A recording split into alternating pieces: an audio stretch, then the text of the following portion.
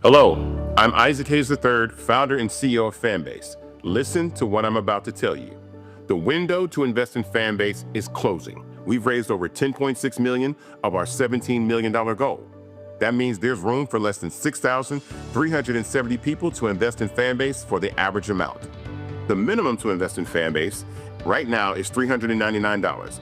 That makes you an owner in Fanbase today. Go to startengine.com/fanbase to invest. Why? Because current social apps have taken advantage of users for far too long, with content suppression, shadow banning, harmful racist content, and no real tools for monetization and equity. Fanbase has over 1.4 million users and counting, allowing anyone to reach all their following and monetize their content from day one. Social media is the new TV, and whoever owns the apps that distribute that content have the opportunity to own potential billion-dollar companies. While big platforms with uncertain futures are failing to serve their users, Fanbase is stepping up to fill the gap. Don't wait until it's too late. Invest now, invest for yourself and your future. Go to startengine.com/fanbase and own the next generation of social media.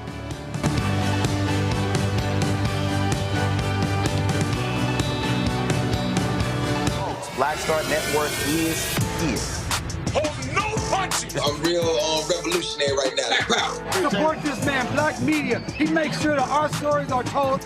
Thank you for being the voice of Black America, Roland. Stay black. I love y'all. All momentum we have now, we have to keep this going. The video looks phenomenal. See, this difference between Black Star Network and Black-owned media and something like CNN. You can't be Black-owned media and be scared. It's time to be smart. Bring your eyeballs home. You dig?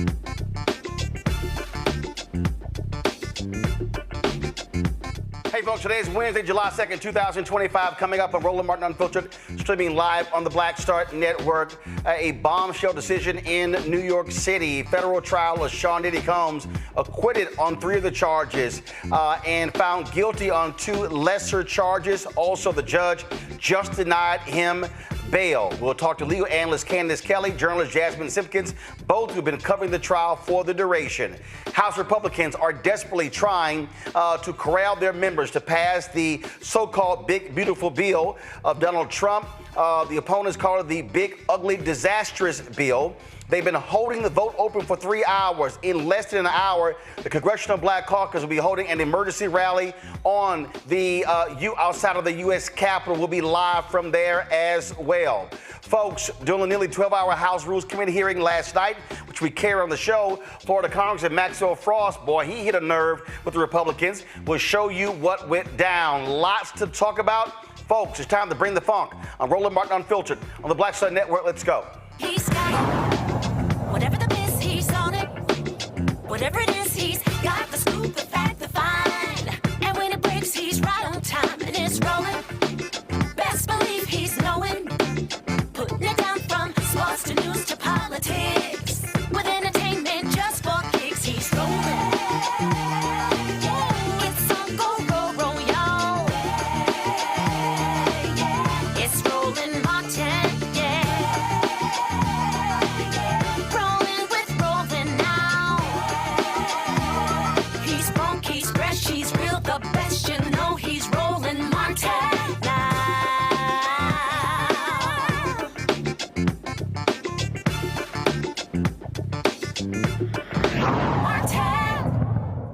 Folks, today the New York City federal trial, Diddy Combs. He was found guilty on 2 lesser charges of the Mann Act, transportation to engage in prostitution, of Cassandra Ventura. That was count 3. Also on count 5, engaged in prostitution with former girlfriend Jane. That was the pseudonym in which she testified in court. But the more serious charges, count 1, racketeering conspiracy, not guilty. Count 3, first of all, that was count 1. Count 4, that dealt with sex trafficking by force, fraud, or coercion of former girlfriend Jane. Again, not guilty on that particular charge. Again, 5 total charges. He was found not guilty on 3 of those. The most important one was the RICO one. That was count 1. Again, guilty. First of all, you take count 2, not guilty. That dealt with sex trafficking by force, fraud, or coercion of Cassandra Ventura. Again, just 2 of those charges. Now, Diddy's lawyer wanted him to be released. They wanted to work out some kind of arrangement. After the verdicts were read, he turned to his family and said, "I'm coming home." Well, no, he's not. The judge ruled he is not going to be released. His sentencing is set for October 3rd. Candace Kelly, legal analyst, was following the trial, was in the courtroom. Jasmine Simpkins, journalist, was also in the courtroom. They both join us right now. Candace, walk us through what happened today. This jury they reached a decision on 4 of the 5 yesterday. They were deadlocked on 1, came back this morning. Didn't take them long to come to the conclusion, let's knock out this count 1. And then it was around 10 a.m. we had the decision.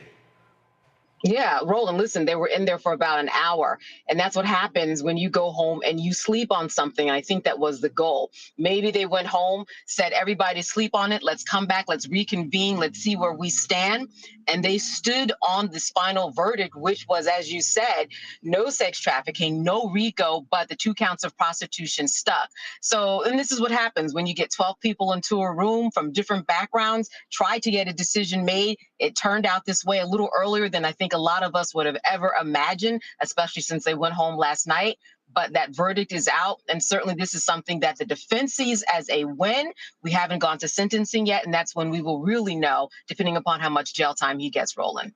Give us a sense of demeanor. We understand that prior to the jury coming back with the verdict today, Sean Combs asked the U.S. Marshals if he could pray with his family. They allowed that to happen. So walk us through just paint the picture for us, because no cameras were allowed in this federal courtroom. So listen, there have been a couple of times this week where there have been prayers, circle prayers. He gets to spend quite a bit of time with his family inside the courtroom when everything is wrapped up. But today was really something. When that verdict came, from what I understand, because I was outside and sometimes in the overflow room, when that came, he got down on his knees and he prayed, as did not guilties came. He was pumping that fist in the air until the guilties came. And then he was really had a just sunken shoulders and was very surprised about this. But he believed that this was a win. He kissed Tinny Garagos on her cheek. Everybody came around and was rallying around him and saying, "We won. Dream team, we're dream team." So there was a lot of excitement in the air. When Janice Combs came out, when I was standing outside, people clapped, people were cheering, people were, as you probably have heard, had body oil and baby oil that they were spraying in the air. There were, more Free Puffy t-shirts. People were dressed to the 9s and the 10s, and this was a big deal. Sean Combs' music was being played, and for those people who were there, whether they were bloggers or whether they were reporters and just caught up in the scene, it was quite a scene to be caught up in for a very long time. Now, they all thought that, of course, hey, if he was not going to have to stay in jail, that he would walk out. I don't know why people were waiting for this shot. That's not how it works. He'd still have to go check out of the detention center. But the bottom line, as you said, is that he didn't get bail anyway. So all he's going to do is going to be waiting until October 3rd, when the sentencing will be happening. Jasmine, we saw that artistic rendering, if we could pull it up again, of Diddy on his knees, pounding the chair. Take us through that from your vantage point, what you saw. Describe for us what it was like, the jury, the prosecutors, the judge, Diddy, his family, witnesses. My time in the courtroom, and obviously also in the overflow room, we've gotten a chance to see his demeanor, be up and down. Some days he looks a little lethargic, like he was definitely got a little trial fatigue, as I've been calling it. Other days he's a little bit more jovial, laughing, talking to his family. It wasn't shocking, though, especially hearing some of his family members, members of his PR team, talk about how he's been very much reading his Bible, reading books about manifestation. So for him to get down on his knees, we know he's been a man, talked about his faith over the years. So that wasn't shocking. And it also isn't shocking to see defendants have a reaction, right, like this when a verdict is called, be it guilty or not, in the courtroom. So I don't think anyone was shocked. His family obviously was still very excited and happy and hoping that the judge would grant him bail, but that did not happen today. But I think he still feels like this is a win. His team feels like this is a win, and they're hoping for the least amount of time when sentencing is handed over on October 3rd. This, of course, was up and down. I've seen a number of legal analysts rip this prosecution team and simply say, Candace, that their evidence was absolutely weak when it came to the RICO charge.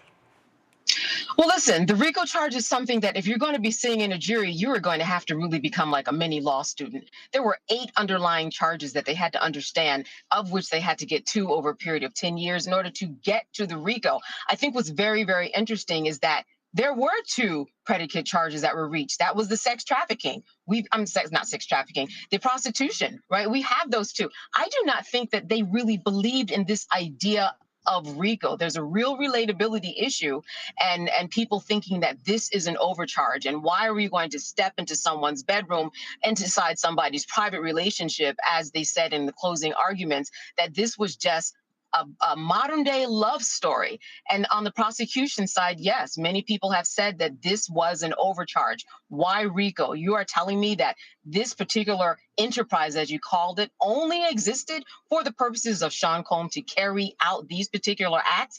Well, when you look at his business, that was at one point worth $1 billion, that's really, really difficult for a lot of people to try to believe and take in. So I think that there were a couple of things that really spoke loudly. And again, one that was the RICO and the relatability. The other thing is you just had the digital footprint. You had so many texts that made it really hard to discern. Was this just two lovers that were, that's how they ran their relationship? They were always mad at each other and then making up and then mad at each other and then becoming one, as the defense said, that they became one in all of their decisions. Were they just this couple that's how they, lived out their journey as a couple? So there are a lot of things for the jury to consider. And at the end of the day, they just did not believe the witnesses because had they believed them, they definitely would have gotten the RICO. They did not. Jasmine, first of all, the scene outside, flat out circus. It's been that way, though, I would say. I mean, definitely there were days there was less hubbub outside of the courthouse, but this was par for the course. Listen, from the moment the indictment was handed down, words like freak off, 900 bottles of baby oil, it was very sensational, right? And so I wouldn't have expected less from what we saw over these 7 to 10 weeks. And to see fans outside chanting, he still has a lot of people who believe he should be free. There's a lot of people who believe he should be incarcerated. But to see the fans outside, to hear that people are playing music, the Freako Not Rico t-shirts, the baby oil, to me, it falls in line with the sensationalism that we've seen in this trial since the very beginning. Attorneys Matt Manning, civil rights attorney out of Corpus Christi, Texas. Also, A. Scott Bolden, attorney out of Washington, D.C. Scott, I want to go to you first. The point that Candace there made, look, they had to make the connection, and then when they had the testimony, those text messages of both women talking about these freak-offs or these sexual escapades, it made their case real difficult to say it was coercion. Well, the witnesses also had real credibility issues. I mean, some of the witnesses had been abused and went back for more. They voluntarily played in these freak-offs, and so they lacked credibility. And remember, these were all adults. These adults who are participating in this. They really convicted Sean Puffy Combs of being a sexual deviant and having a wild sex life, but they didn't convict him of a crime because it wasn't sexual trafficking. It wasn't RICO because he's got a music business. He didn't need these freak-offs in order to run his music business. And it was hard. You got to also remember, today is July 2nd. The holiday is coming up. They didn't deliberate that long, quite frankly. And so this is a real win for Sean Puffy Combs. Remember one other thing, too. Your parents will remember the Mann Act because it covered pimps and prostitutes and then black men who were involved with white women coming across the line in the 30s, 40s, 50s, and 60s. They used this Mann Act, but he's never been convicted of a crime. Why wouldn't they let him go home on a monitor or with bail? That makes no sense. He's only got 2 felony charges that'll serve him. He can get 0 to 15 years. I lost Scott's signal. Matt, your assessment of this jury's verdict and the prosecution's and their of course, their failure, some say, to convict him on the most serious charges that could have gotten him life in prison. Yeah, I think the last time you and I talked about this, I told you that this is where I thought the jury might really struggle.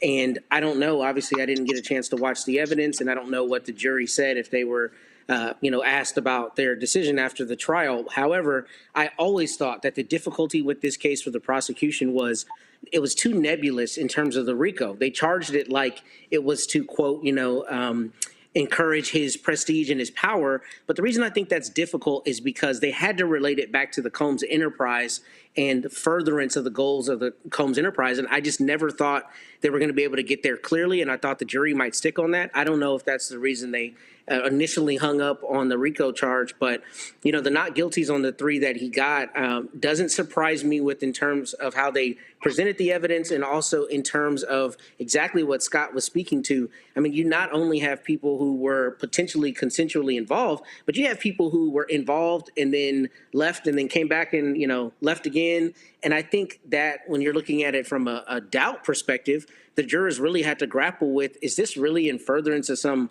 conspiracy, or is this somebody who's just in Mr. Combs's orbit who's going to be staying in his orbit? And I think that's what it was. It was a question probably of whether it was really consensual, whether it was really coercive, and whether people were around him for some other reason than to extend this conspiracy. So I'm not surprised on the RICO charge. And a lot of times what juries do is they try to find some compromise. So there could have been some jurors in that jury room who said, we can't let him go free, on everything. So let's convict him of these 2, transporting for prosecution acts and go with it from there. And jurors are not supposed to do that, but jury deliberations are secretive. And I think that very often happens. People feel like they don't want to let someone go for on everything. And maybe they thought the evidence on those was strong, but clearly they didn't think it was on the other charges. And I'm not surprised by the outcome, particularly with the RICO charge. I'm going to bring in Rebecca Carruthers as well, but I'm going to go to Jasmine, Candace, and then Rebecca. I have seen lots of women, especially black women, Jasmine, say, look, this is a prime example of women getting screwed, women being abused, men treating them like rag dolls. And so it's been a lot of this that I've seen since this verdict came down this morning. Jasmine, you first.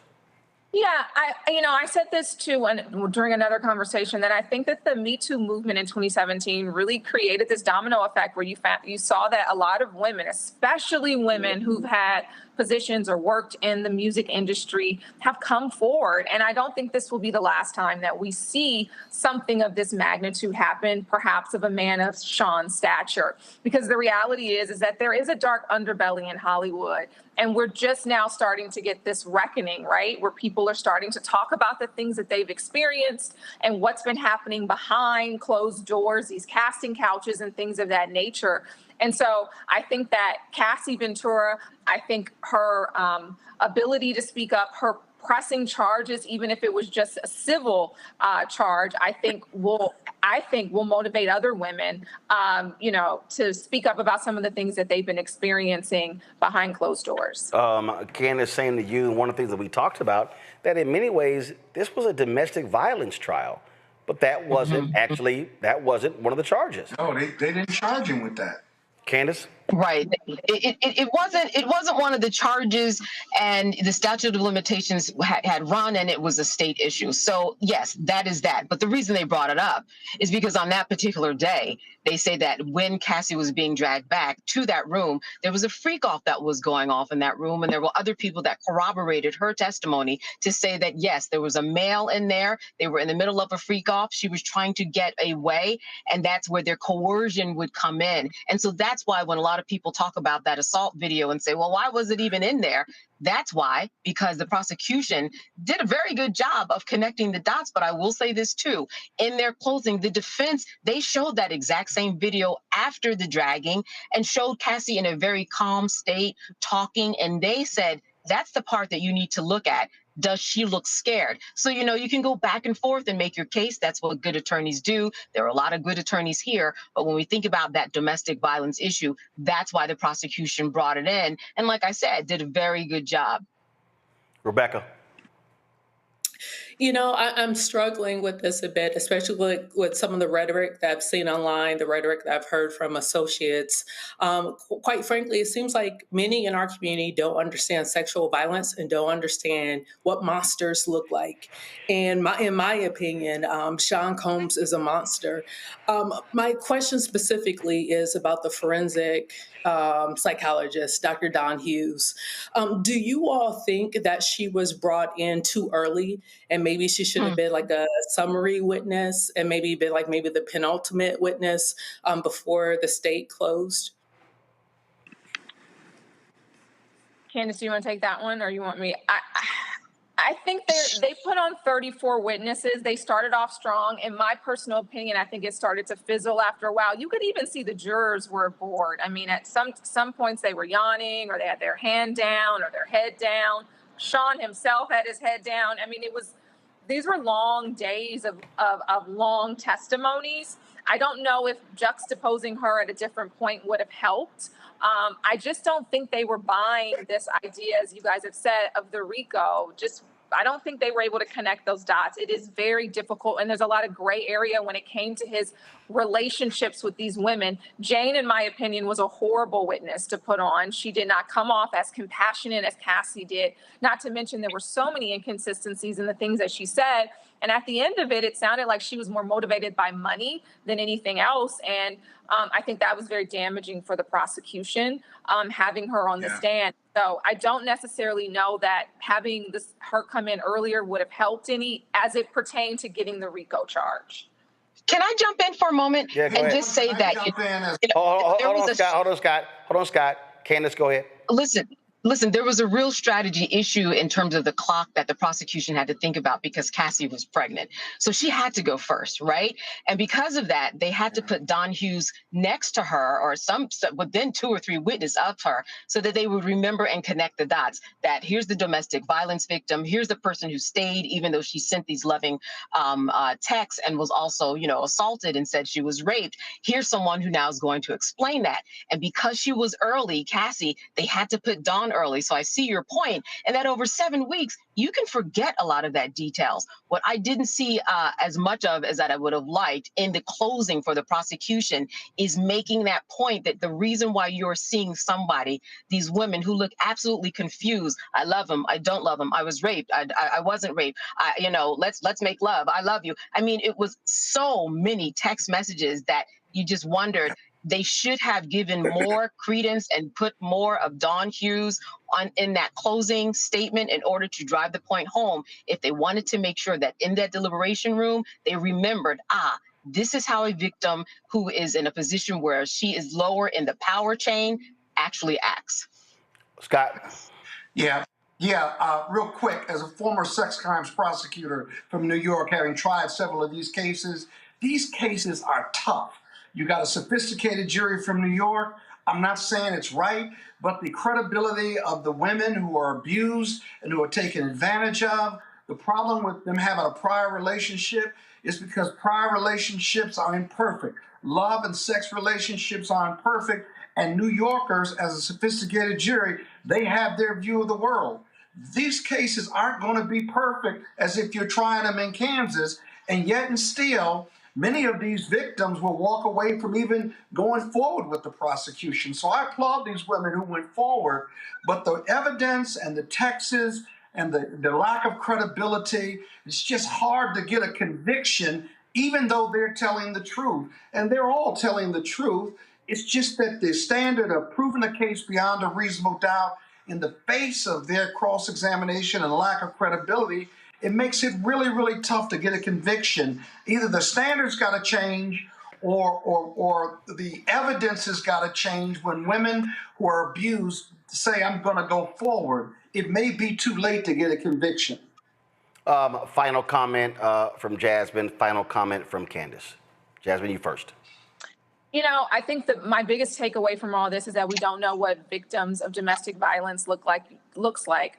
We don't always know what people are going through. I've interviewed Cassie several times over the years, specifically 2 days after she was assaulted by Diddy in that hallway in the Intercontinental Hotel. And to see how she had on a brave face, glistening with bronzer, that they had covered all of her bruises up, a black eye, that she had faced such a horrific evening with this man and still walked the red carpet, talked with such enthusiasm about her film, was hand in hand with him, was a reminder to me that we always don't know what people are going through, but to be compassionate. And also a reminder, as I've said earlier, that we don't really know what's going on behind closed doors, and we can idolize somebody for being a billionaire and for making all these hit records, but we have to remember that they are human, they've got flaws. And this fall from grace, I hope, shows people that there's a lot that we still don't know about the entertainment industry, and I think a lot more that's going to come out very soon. Candace?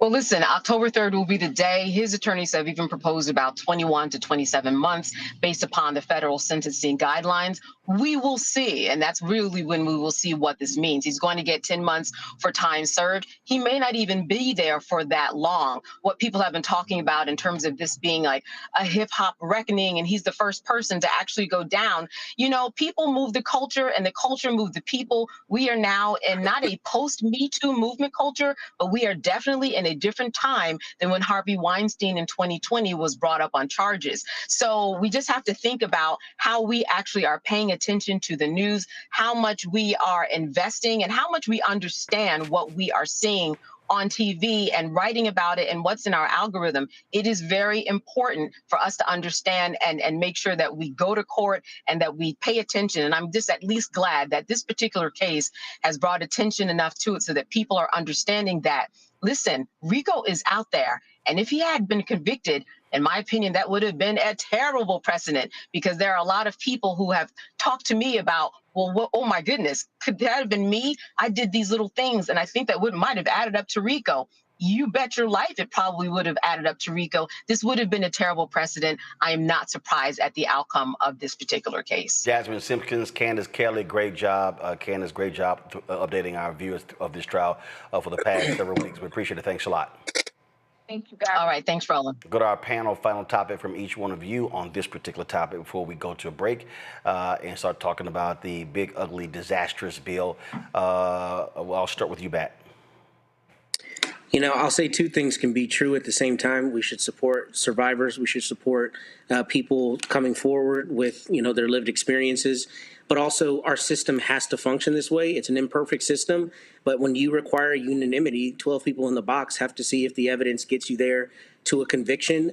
Like Scott, I'm a former prosecutor. I've prosecuted these cases and defended them. And this is how the system works. Somebody said 12 people said in the box, they heard the evidence and they determined that the charges weren't met. And that is a separate conversation from the very important conversation about supporting victims and supporting survivors. However, two things can be true at once. And I think that's what people need to take away from this, because the opposite of that is disastrous for particularly us as Black people in the country. Meaning, if you can get accused and convicted on innuendo or supposition or the idea that we're just going to blindly believe complaining witnesses, then we devolve into a state where somebody can make an accusation against you and your liberty is taken away purely on accusation. And that is not how it works. The unanimity of a jury system is a very important check to power. And in this instance, it looks like it worked properly. Scott, it's what they say, guilty beyond all reasonable doubt. That's right. I think, I agree with all of my colleagues. I do think this is a real message to the government. The government is constantly trying to expand the reach of RICO in other jurisdictions, in other industries, not just the mafioso. And they've tried to do it with mixed success. And I really think this is a message to them that they need to think long and hard and twice if they're going to bring this type of case in this type of kind of sexual circumstance, because it's tough, because it's a prior relationship. I would urge, I support victims of domestic violence. I've prosecuted those cases. And I would just urge those who have been abused to come forward sooner than later. Because sometimes when it's later, there's too much evidence and lacking credibility that makes a case like this allows the prosecutors to get a conviction. These are just facts until either the laws change or the criminal elements change, and they're not changing anytime soon, Roland. Rebecca? So I agree with Scott in part. 20 years, I was in law school 20 years ago, and the way RICO was defined then and the way it was carried out then is definitely different than the way it's carried out now, especially as we see different RICO charges against hip hop and rap artists, especially seeing it moving across the South. You know, it's different. But focusing on domestic violence, I believe that the domestic violence statute of limitations ran out here, which is why there wasn't a domestic violence charge. But we also know, I think it's up to 1 out of 3 men are victims of sexual violence. And I think it's almost 1 out of 2, if I remember those numbers correctly, of women are victims of sexual violence. So at some point in this country, look, this is not legal advice that I'm giving, but we also have 2A as well. And so unfortunately, when we see that the criminal legal system doesn't provide the justice for victims of sexual abuse, sexual assault, then that causes people to look at other avenues of looking at justice. So once again, this is not legal advice. I'm not encouraging people to do or not to do whatever, but I also understand why there are some family and some folks who decide to protect their own.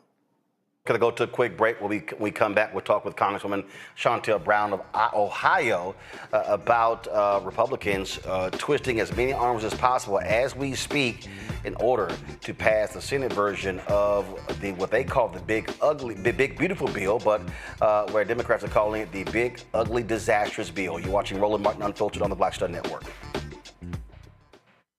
This week on the other side of change. The mass incarceration, Trump administration is doubling down on criminalization and how it is profitable. And there's something really, really perverse about saying that we need to put people in cages in order for other people to have jobs. Like, that is not how our economy should be built. Only on the other side of change on the Black Star Network.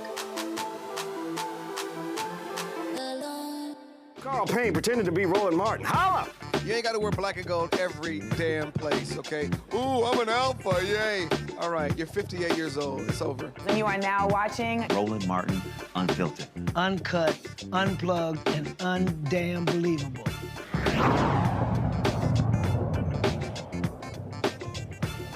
Folks, we showed about 8 to 10 hours of House Rules Committee hearing yesterday, even after our show was over, where many Democrats, including many CBC members, were testifying, talking about how awful this bill that was passed in the United States Senate will be when it comes to Medicaid cuts, SNAP cuts, and a number of different things as well. One of the folks who spoke is Congresswoman Shontel Brown of Ohio, who joins us right now. Congresswoman, glad to have you back on the show.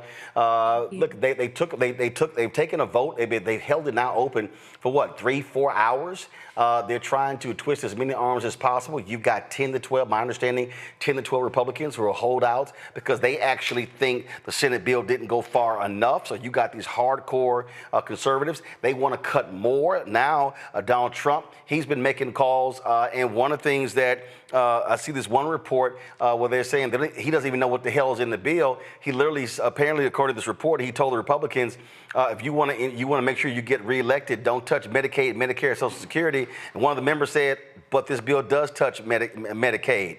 He doesn't even know what the hell this bill does.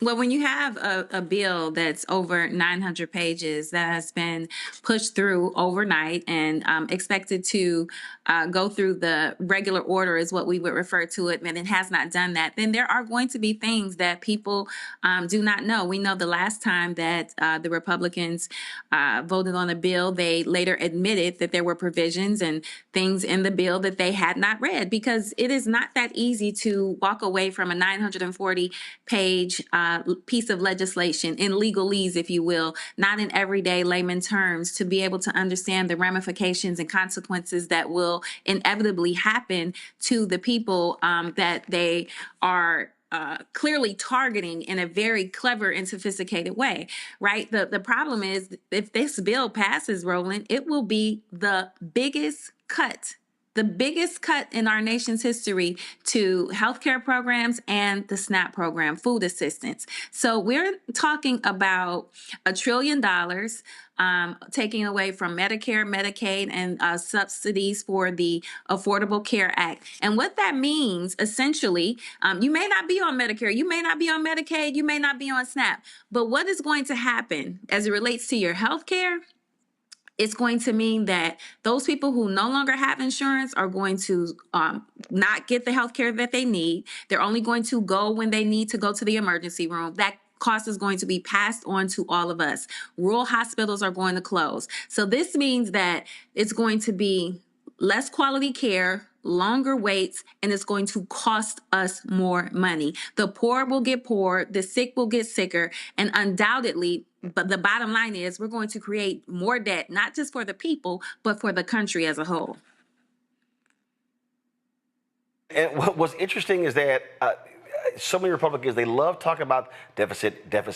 I mean, I saw these posts from that nutcase from South Carolina, Nancy Mace, going on and on about the deficit. Then she's like, let's pass this big, beautiful bill right now.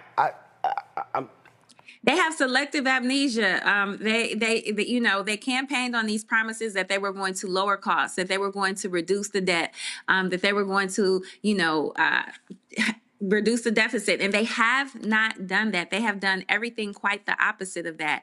When you think about inflation, when you think about Trump's self-imposed tariff war, when you think about these cuts that are going to really take 17 million, and that's from a nonpartisan score that has been given to this bill that's saying 17 million people will be kicked off of their health care. 17 million people. And that's just, I mean, that's going to have an economic impact. Not only are we just talking about the fact that, again, people are going to have longer wait times, hospitals are going to close, inevitably people will die because of this, because they just won't have access to the health care that they need. And Republicans just seem like they don't care. All because they want to give more tax breaks to the wealthiest among us. We're talking about upwards of a quarter $250,000 for people in the 0.1%, not 1%, the 0.1% will get tax breaks up to that. Yet you want to take the $6 a day away from folks on receiving SNAP benefits. The math just doesn't math. If the math is wrong, the morals are wrong. This is unfathomable. And then they want to also introduce and institute an unfunded mandate for states to pick up the bill for some of these programs like SNAP. They just don't have it in their budget. I came from local government, Roland, so I know how difficult it is. So what they're going to be doing is forcing states to make choices between healthcare, education, public safety, all of these things, because they want to give tax breaks to billionaires. I'm sure a lot of those folks in Ohio who were yelling MAGA, MAGA, MAGA, Trump, Trump, Trump, are going to be shedding orange tears if this bill passes. You said it better than I could, Roland. I think a lot of people are going to be devastated. And this, for us, for some of us, I'll speak for some of us, we saw this coming, right? We warned people that this would be the ultimate plan. I mean, the man campaigned on some of these things, but I think that people thought that they would be exempt. This is something that he was attempting to do back in 2016, was destroying our healthcare system. And this is, one of the things I can credit the Republicans about is being relentless in their pursuit to get things done. And so they've been at this for a long time. And if this bill passes, they will have successfully be able to eliminate health care for, again, 17 million people. And as a result, hospitals will close, because a lot of these medical institutions depend on these programs to help operate their facilities. So they will close. And what will end up happening is everyone will have to pay the cost for this. And so don't think just because you're not a recipient of these programs that it is not going to have an impact on you. As somebody said, wait 5 minutes, it will. All right, then. 17 minutes. Congressional Black Caucus is holding an emergency rally on the U.S. Capitol grounds. So I know you have to prepare for that. Congresswoman Shontel Brown, we appreciate it. Thanks a lot. Thank you. Rebecca, I want to go to you. Listen, people are saying, look, they're like, none of this stuff matters. They're going to pass. They're going to pass. They're going to pass it. But what this is also about is forcing every single one of these Republicans, especially 35 Republicans who Democrats are targeting in 2026, to cast a vote, because whatever vote they decide to cast, they're going to be campaigning on that, and the opposition will be targeting them as well.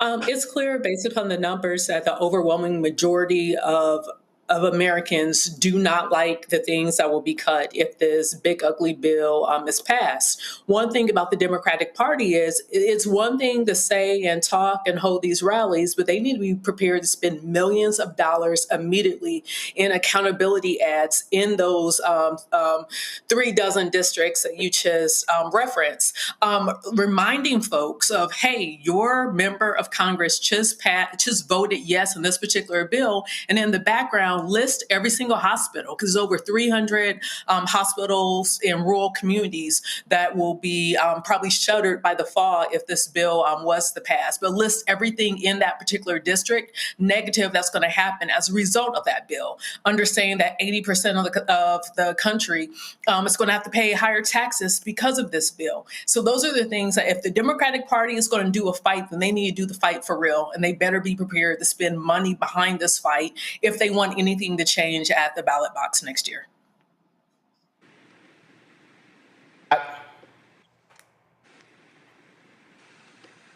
Scott, go ahead. Yeah, I agree with my colleagues. I want the Democrats to fight to match the political gangsterism of the Republicans. Given the independents and conservative Dems and even the working poor in rural America, they are so committed to Trump that we've got to package our criticism and package this fight in a way that they understand it, simplify it, and hang it around the Republicans' neck like a weight. We are not good at doing that. We love attacking Donald Trump, but America knows Donald Trump, and they still voted for him. At least, arguably, the majority of Americans did, well, more than our candidate. But they've got to package it and message it in a way that is simple, direct, and hard-hitting, and convinces the average American that it's worth taking another look at the Dems. And then the Dems have to have not just their messaging, but their organization together and giving them a reason why, not just because of this big ugly bill, but there's a reason why to give the Democrats another shot, because we work for the working poor, we work the working man, and we're just better leaders at this stuff as opposed to just having a cult-like personality. I'm not sure what the ultimate product is, but that's the goal of this product if we're going to get some power back in 2026 and ultimately in 2028. I'm going to carry the baton from my two fellow panelists and say, in terms of that messaging, I think the Democrats need to be very, very, very strong on putting this into human terms, in terms of however they can quantify it, showing what these losses are going to look like on the ground. Not only that hospitals will be shuttered, but what that looks like for your average Medicare recipient, what they're going to have to forego in terms of, pharmaceuticals or their procedures or whatever they need, so that you can put that into human terms. And to give you kind of an analog to that, I was interested in what percentage of the population that's going to lose Medicare coverage is covered in Alaska. Alaska has only 740,000 people. So if every single one of those people was on Medicare, that would be 4% of the people that are going to be lost, who are going to lose their Medicare coverage. And if you think about it, Lisa Murkowski and her spinelessness and those 740,000 people that she represents, right, are now sending to the House a bill that's going to take potentially coverage from 17 million people. If you put it in a numerical context and you put it in a context like that, then it makes it easier for people to understand the enormity of the loss and also the enormity of the cruelty. And that's what this comes down to. It comes down to people who need health care, who are going to have that health care taken away from them because Trump and the Republicans want to give bigger tax breaks to people who are already rich. I mean, that's an absurd idea, but once you put it down on the ground in the messaging, I think it makes it that much more impactful. And I hope that the Democrats find a way to really run with that from a human interest standpoint so we can see all the big mamas and people who are not going to be able to get what they need and what that human toll is going to be. All right, folks, I got to go to a break. We come back. We're going to show you what happened last night when Congressman Maxwell Frost really ticked off the Republicans. Also, we'll be live from Capitol Hill for the Congressional Black Caucus's emergency rally at the Capitol. You're watching Roland Martin Unfiltered on the Black Star Network. Support the work that we do. Join the Arena Funk Fan Club. You want to give us via Cash App, use the Stripe QR code. You see it right here. Checks and money orders, make it payable to Roland Martin Unfiltered. You can, of course, send to P.O. Box 57196, Washington, D.C., 20037-0196. PayPal is R Martin Unfiltered. Venmo, RM Unfiltered. Zelle, Roland at RolandSMartin.com. Roland at RolandMartinUnfiltered.com. Download the Black Star Network app, Apple phone, Android phone, Apple TV, Android TV, Roku, Amazon Fire TV, Xbox One, Samsung Smart TV. Folks, we'll be right back. This week on the other side of change. Mass incarceration, Trump administration is doubling down on criminalization, and how it is profitable. And there's something really, really perverse about saying that we need to put people in cages in order for other people to have jobs. Like, that is not how our economy should be built. Only on the other side of change on the Black Star Network. Don Winslow explains how it really works. To end chain migration, ending chain migration, chain migration, chain migration, chain migration. At the same time Donald Trump was spewing all this hate, he was using a high-powered lawyer and chain migration to bring his wife Melania's mother, father, and sister to the United States, where his money bought their citizenship. Citizenship was just awarded to Victor Amaya Canals. Here's how it works. At the same time plagiarizing plastic First Lady Melania Trump had kids pulled from their cages for this staged photo op, her family was living lavishly in the United States under permanent resident status. But that's mainly just for rich white people. If you're Mexican, you don't get to live in a fancy New York apartment while you wait. Donald Trump makes you wait in a cage.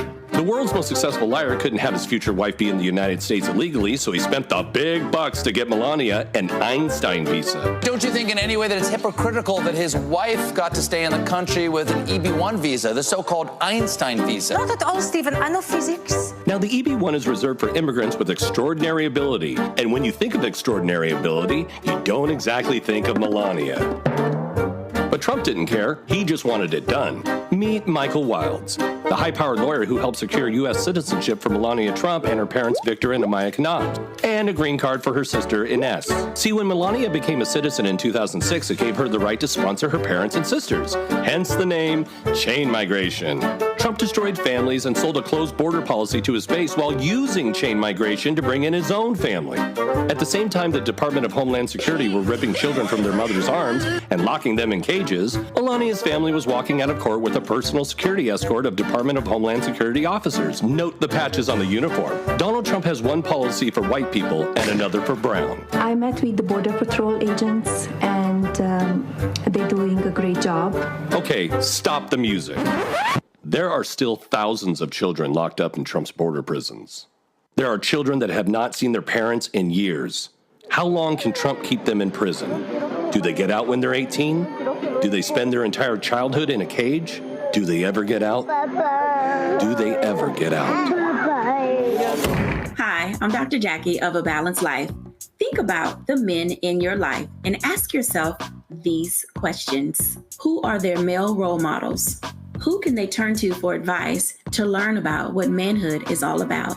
On our next show, we talk about why male mentoring is so important to men of all ages.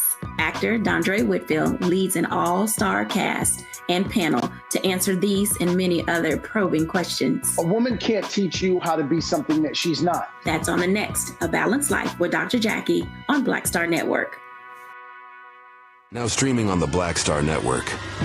I had been trying to get a record deal for a long time. You know, when I finally got signed to the Motown record label in 2003, I was 34, 35 years old. And up until that time, I had been trying to get record deals the traditional way. You know, you record your demo, you record your music, and you send it, you know, to the record labels, or maybe somebody, a friend of a friend, knows somebody that works for, you know, the record label. And really, chemistry was, that was my last ditch effort at being in the music business. How long have you been trying? I've been trying since I was a teenager. Wow. And you know, and I'm grateful that it didn't. I'm grateful that it happened when it happened, because I wasn't prepared, you know, as a teenager to embrace all that comes with a career in the music industry.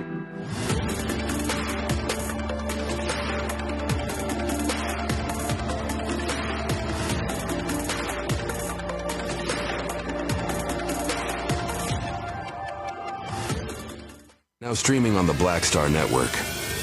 In France, me and Tony, and accidentally went to the Louvre, right? I had never been, and I saw a side door. And we got off the little bus. I said, well, come on, Tony, let's go to the Louvre. I mean, I'm just like, let's go to the Louvre, right? We're here. This black girl is at the door with this white guy, black African girl. And she says, oh my God, Vanessa Bell Calloway. And I'm like this, you know me? And come to find out we were at the wrong door. But she said, I'm gonna let you in, just go in here. But I was in Paris, France. And that shocked me. She knew my name, she knew me. My movie. You know, so it's like, you just gotta, they say, build and they will come. Put it out there, people will find it, they will come.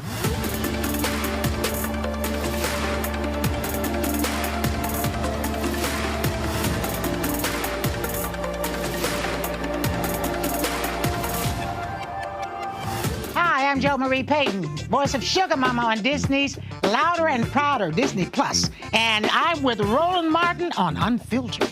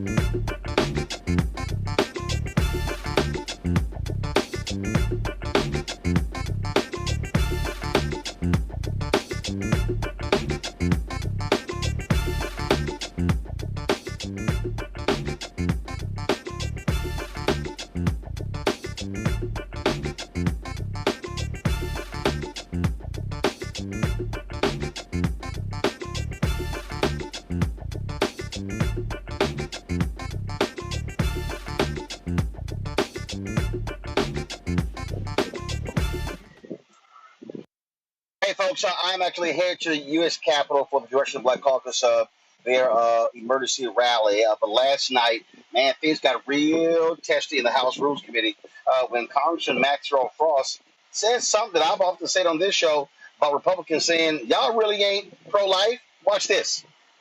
I got involved in politics when I was 15 years old because I didn't want to get shot in my school. It was a Sandy Hook shooting that pushed me into this work. 3 years later, a gunman walked into Pulse nightclub a mile away from where I was working and murdered 49 people and injured another 49. He didn't like them because they were gay and Latino. 3 months after that, I survived an instance of gun violence in downtown Orlando on Halloween of 2016. Hundreds of us running away from the gunfire. And that's after I had been involved in this work for three and a half years. You never think it's gonna hit you home, and then it hits your home. And then it hits the block you're on. 2 years ago, at the scene of 400 violent crimes, silencers were found. I just think it's despicable that the gun industry, the gun lobby, wants to push forth amendments like this that would result in more people dying just so they can sell more guns.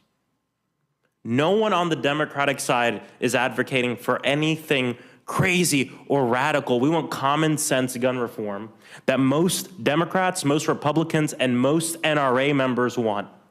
But it just goes to show you that organizations like the NRA don't even represent daily gun owners. They represent daily gun manufacturers and the people who sell the guns. They have no problems with more people dying as long as they can sell more guns. And if we want to talk about a safe America, over the last 3 years, because of the Bipartisan Safer Communities Act passed by Democrats, signed by Joe Biden, and the White House Office of Gun Violence Prevention, in the last 3 years, gun violence has gone down more than it has in our country's history.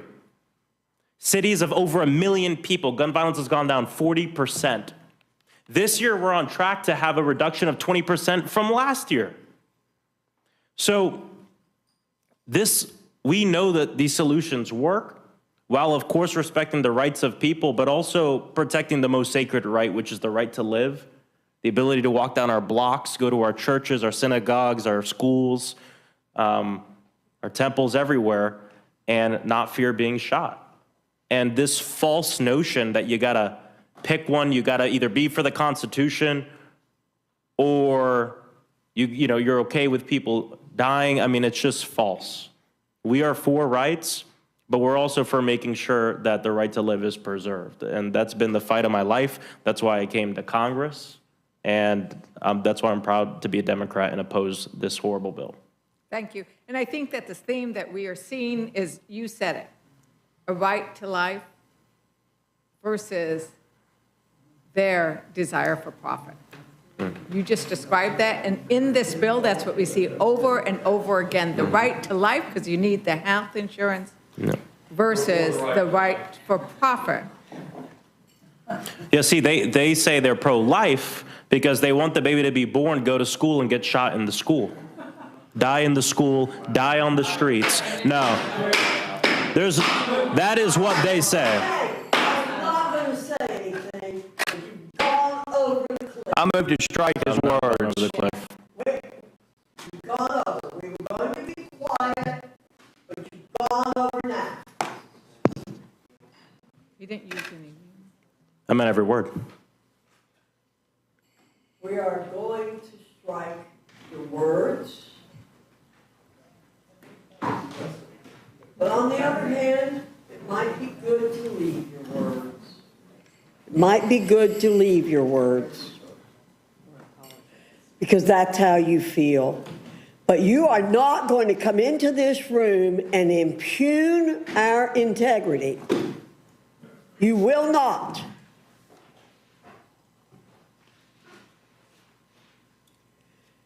We are pro-life people from conception to natural death. Most of us are. And don't you come in here and say, we want to preserve life so people can get shot. That's what I've seen.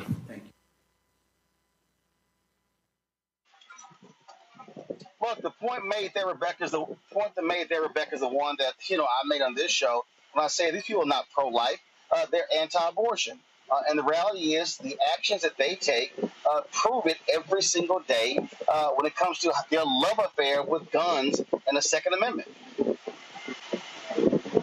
Night when you made when you had that conversation and you made that point, especially with talking to that very extreme pro-birth person who was in studio that night.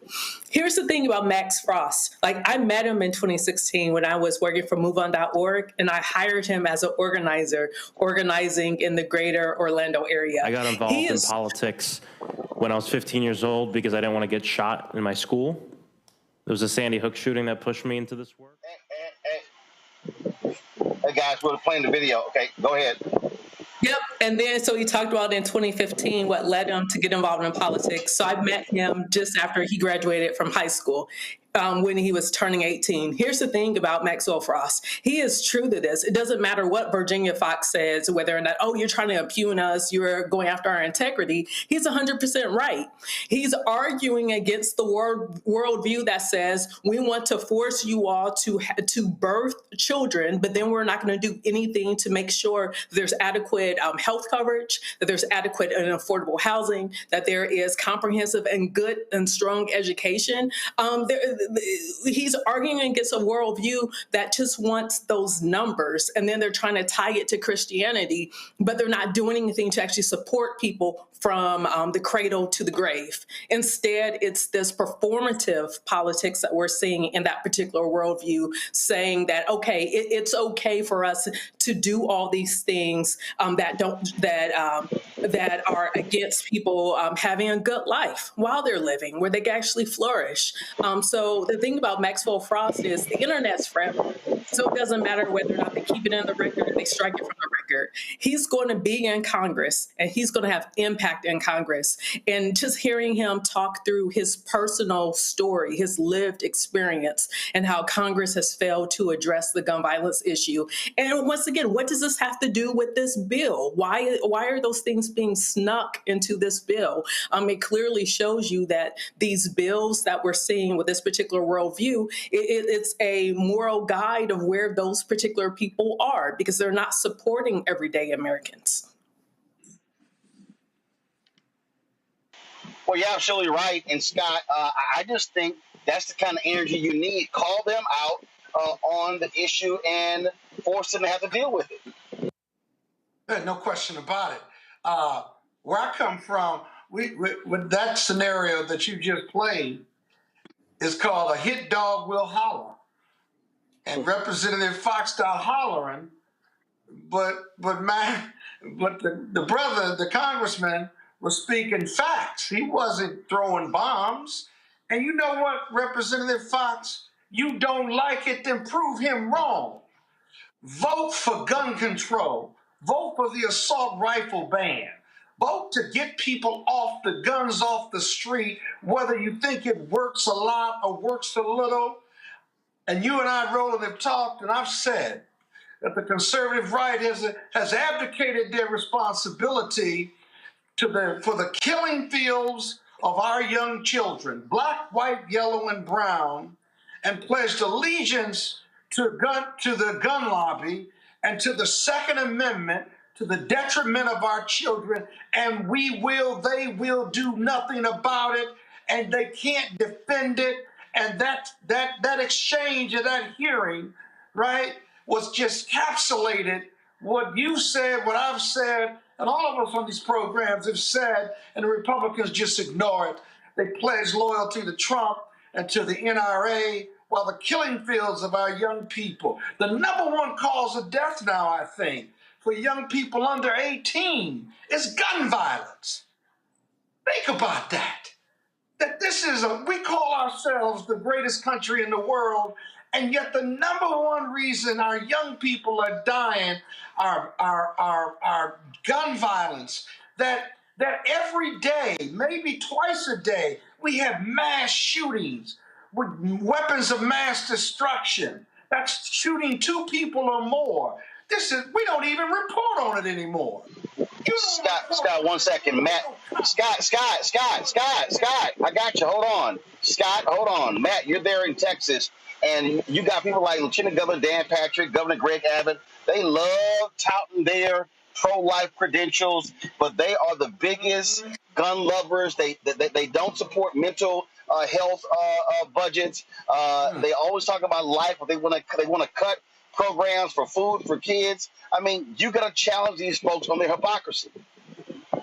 You absolutely do, and I'm glad you mentioned it, because State Rep James Tallarico, put up a clip this morning on Instagram that I saw, and he's a pastor, as you probably know, and he just talked about how if Christ were here, Christ would be not only mad about the fact that we're not doing charity, but he would be mad about the fact that we have to have systems for charity. And I really thought that was very impactful, because it spoke to the idea that there is a wide gulf between the rhetoric and the reality with conservatives, because they want to act like they're about life, but then they do things like get rid of SNAP benefits or take away money from people that need it in Medicare. I mean, that's really what is supposed to be a fundamental tenet, if you are a Christian believer, of how you move through the world. And we see that they are continuing to do things that are in direct opposition to that. And as it relates to Abbott and Patrick, both of them are bootlickers for Mr. Trump, as we know. But Dan Patrick is the worst of all of them because he's not even from Texas, and he cosplays as a Texan, and he cosplays as a conservative when he's really from Baltimore, and, is really, a former DJ. So, we don't take him seriously. And even he and Abbott, as you know, right now are probably not in each other's good graces because Abbott decided to veto that bill that he wanted to pass as it relates to marijuana. But the reality of it is it's all about rhetoric. It's not about the truth. And we see that in their actions, not in their statements.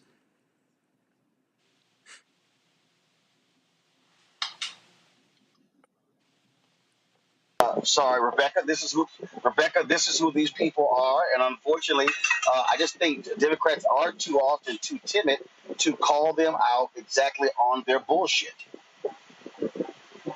You got to speak truth to power, because at the end of the day, we're all watching this and we're seeing people play in our face. So if elected leaders oppose what we perceive as what's being played out in our face, then they need to actually use their words and speak truth to power. One thing that even the Democrats need to consider, instead of saying, oh, well, you have to wait your term to get into leadership, and it's by seniority, people like Maxwell Frost, people like Jasmine Crockett, those sound like the types of leaders that many Americans are looking for. Those are some of the people who might need to be running some of those committees or being the minority leader on those particular, minority chair on those committees, because they're more reflective and more in touch with what the American public is saying that they're fed up about. So as much as possible, those are the voices that need to be amplified, and not necessarily people who've been there for 60 years. Absolutely. All right, folks, got to go to a break. We are riding to Capitol Hill. We're going to be headed over to the CBC's emergency rally. We're going to go to a break. We'll be right back. Roland Martin Unfiltered on the Black Star Network. This week on the other side of change. Mass incarceration. Trump administration is doubling down on criminalization and how it is profitable. And there's something really, really perverse about saying that we need to put people in cages in order for other people to have jobs. Like, that is not how our economy should be built. Only on the other side of change on the Black Star Network.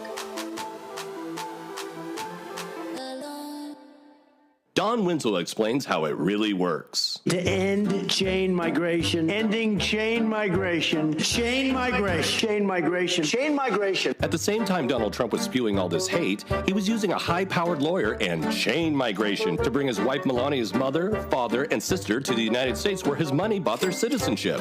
Citizenship was just awarded to Victor and my canals. Here's how it works. At the same time plagiarizing plastic First Lady Melania Trump had kids pulled from their cages for this staged photo op, her family was living lavishly in the United States under permanent resident status. But that's mainly just for rich white people. If you're Mexican, you don't get to live in a fancy New York apartment while you wait.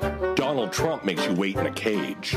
The world's most successful liar couldn't have his future wife be in the United States illegally, so he spent the big bucks to get Melania an Einstein visa. Don't you think in any way that it's hypocritical that his wife got to stay in the country with an EB1 visa, the so-called Einstein visa? Not at all, Stephen. I know physics. Now, the EB1 is reserved for immigrants with extraordinary ability. And when you think of extraordinary ability, you don't exactly think of Melania. But Trump didn't care. He just wanted it done. Meet Michael Wilds, the high-powered lawyer who helped secure U.S. citizenship for Melania Trump and her parents Victor and Amaya Connaught, and a green card for her sister Ines. See, when Melania became a citizen in 2006, it gave her the right to sponsor her parents and sisters, hence the name chain migration. Trump destroyed families and sold a closed border policy to his base while using chain migration to bring in his own family. At the same time, the Department of Homeland Security were ripping children from their mother's arms and locking them in cages, Melania's family was walking out of court with a personal security escort of Department of Homeland Security officers. Note the patches on the uniform. Donald Trump has one policy for white people and another for brown. I met with the Border Patrol agents, and they're doing a great job. Okay, stop the music. There are still thousands of children locked up in Trump's border prisons. There are children that have not seen their parents in years. How long can Trump keep them in prison? Do they get out when they're 18? Do they spend their entire childhood in a cage? Do they ever get out? Do they ever get out? Next on the Black Table with me, Greg Carr. A very different take on Juneteenth with the one and only Dr. Sunyata Ahmed.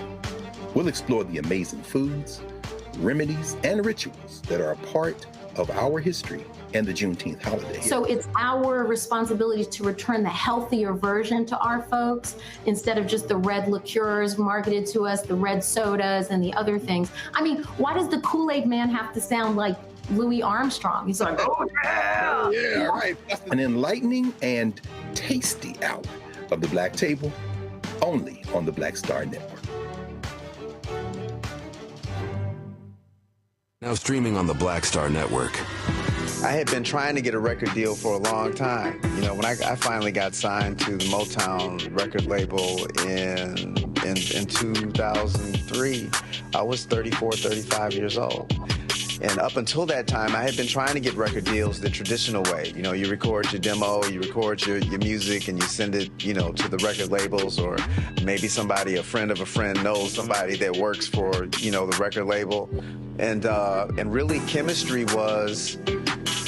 that was my last ditch effort at being in the music business. How long have you been trying? I've been trying since I was a teenager. Wow. And you know, and I'm grateful that it didn't. I'm grateful that it happened when it happened, because I wasn't prepared, you know, as a teenager to embrace all that comes with a career in the music industry.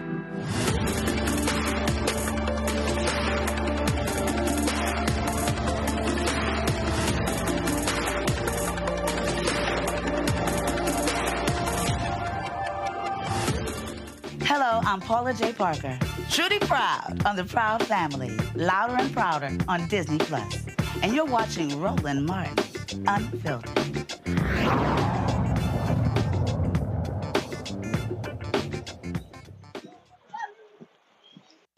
Hey folks, what's up? Roland Martin here. So I'm actually approaching the U.S. Capitol. Let me just show you right here, where the CBC members are going to be assembling outside of the Capitol, because they are, again, whole focus, bringing awareness and attention to what's going on with this bill. Republicans have been scurrying, trying to get as many of their votes as possible. They have been struggling to do so. And so one of the things that they have done, they've actually kept the vote open for several hours. This is not the first time that's happened. Democrats have done the exact same thing. So what happens is you can actually, there's no time limit to when you're doing a vote. So you can actually call a vote, and then you can actually leave it open for several hours for give you an opportunity to negotiate, twist arms, do all those sort of different things that we often have seen happen in politics. And so, again, we're head out here. You got some press out here gathered so far, and their whole point is, again, to keep the pressure on. What you've seen over the past 48 hours, you've seen a lot of attention, a lot of pressure being put on people locally, making phone calls to House Republicans, Senate Republicans, when it comes to this particular bill. So one of the things that we've talked about is how do you put power into action? You'll see here, you've got members of the media already setting up out here. And listen, it's a Wednesday before the 4th of July weekend. You've got a lot of these members trying to race back, trying to race to get back to town. They had to come back. And one of the things that happened was that you had storms on the East Coast. And so as a result, what you saw happen is that they some of them had to hop in the cars and drive here. So that's what's going on here. Rebecca, give us a sense for people who don't understand how things work on Capitol Hill, the frenzy that's taking place inside the U.S. Capitol right now. Sure. So I want to point out it is highly unusual to hold open votes for hours over hours. It's something that procedurally can happen. However, it's very rare. Usually, if it's a bill, just like what Roland just talked about, where there's a call to a vote, and it wasn't predicted that there was going to be a call to a vote, and so normally you hold it to make sure enough people actually get back to Washington to indeed be able to vote. I will be interested in the parliamentary rules to see what is the time limit on actually being able to hold that vote open. But usually, if it's just a regular vote that is scheduled, people are already in town, they're in regular session, usually it's only held for like 15 minutes at that. Sometimes maybe on the Senate side, you'll see it maybe held a little bit longer, but normally 15 minutes, maybe 30 minutes as a stretch. But the longer that vote is held open, there's going to be some doubts that creep in. So it's going to be interesting to see what exactly is happening. I've seen rumors today that there are some hardline Republicans on the Hill that are having negotiations with Speaker Mike Johnson to get some more concessions before they're ultimately willing to do an affirmative vote for this bill. But here's the thing: if the numbers were there at this moment, then there would actually be an expiration on this vote. It wouldn't just be held open indefinitely. So that lets me know that the numbers still aren't there. But what I'm curious, if it's just the hard right Republicans that are in negotiations, what happens to some of the folks if there are any members that are left in the Republican caucus that are a little bit more moderate, or at least the Republicans who are in seats that are going to be contested by the Democratic Party next year? I'm more curious to see what those 30-something folks are going to do.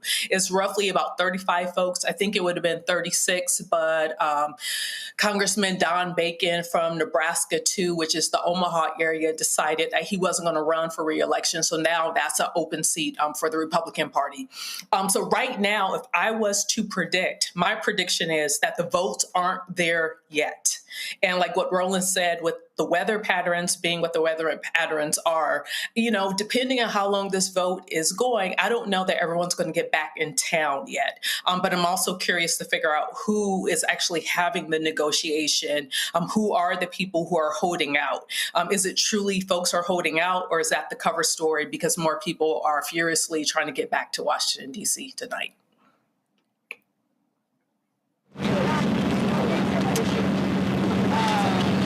All right, folks.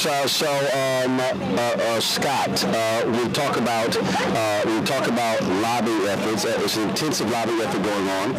What you've got different groups all around the country. You got electrical workers, you got trade unions, you got Bishop of the Catholic Church, all making calls and putting pressure on Republicans to get them to vote this bill down.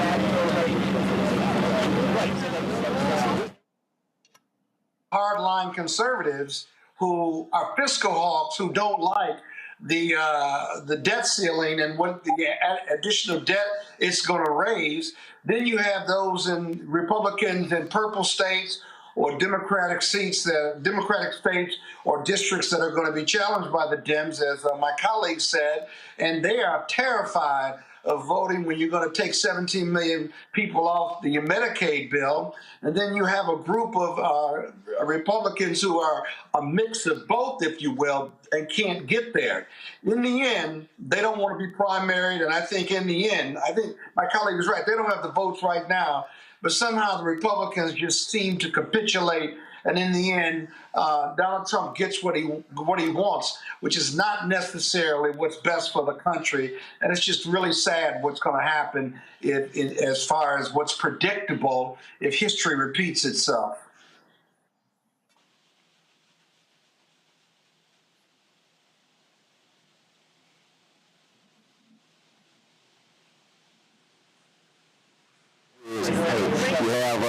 Some members out here. Let me see if I can grab Congresswoman Clark right here.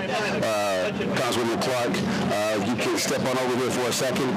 We'll chat with her. Let me do this here. Let me give her a microphone. So while we're waiting on y'all, we're actually live. So yes. So let me go ahead and go. Yes, we are. So let me go ahead and do this here. Turn this on, and then we will just click this on you so we can hear you. He's doing it right on the air. Give us a sense of what the lobbying has been like for the past 24, 48 hours, trying to get, those 4 Republican votes to vote no. Well, it's been quite hard. We've tried everything, shaming. We've reached out. We've asked their constituents to reach out. I think these folks have really worked themselves up into believing that whatever the administration tells them, they will adhere to. So there are a couple of folks in the Republican Party who are moderates who are having a lot of heartburn over Medicare right now. That's all good. We just laughed on that. So now they know your feet ass. See, you the one, you tell us don't look at your ashy feet. Man, you done told everybody you got ashy feet. You realize Yes. We ain't taping, we live. So what I was saying is that there's a group of moderates who are getting heartburn because they know that the Medicaid cuts are going to decimate the healthcare infrastructure for their communities. And then there are the sort of more extremist right wing who have been doing everything they can to basically cut down the size of the federal government and are concerned about deficit spending. So they see the need for more cuts to the federal budget, minus, of course, the Defense Department, where they have their contracts. See, that's what that keeps cracking up. I keep hearing all of this stuff about cuts and SNAP and all these programs, and it's amazing how nobody wants to touch defense. It doesn't come up, and they actually want to give more money to it. Absolutely. Well, I mean, the bill is packed with all manner of funding for paramilitary type of activities, to expand ICE, which has no accountability to anyone, which will, I believe, have implications for vigilantism in the United States. And I mean, the bill is horrific. It's the big ugly. There's no doubt about it. And, over 1,000 pages. We're still going through it. We just got it yesterday. Got it. Right? So we know that the big areas are nutrition assistance for our communities, and already our food pantries are struggling to meet the needs of our people. This will be a direct blow to families just when inflation has hit all-time highs and will continue to escalate due to the tariff regime that they put in place. And so, I mean, the United States is going to suffer. Our people are going to suffer. And we wanted to make sure that the Black community in particular is undergirded. Navigate our people through these really troubling times into victory. All right, then. I appreciate it. We'll grab this here. So let me do this here, folks. We're going to go to a quick break, and we'll be right back from the U.S. Capitol right here at Roland Martin Unfiltered on the Black Star Network. This week on the other side of change. Mass incarceration, Trump administration is doubling down on criminalization, and how it is profitable. And there's something really, really perverse about saying that we need to put people in cages in order for other people to have jobs. Like, that is not how our economy should be built. Only on the other side of change on the Black Star Network.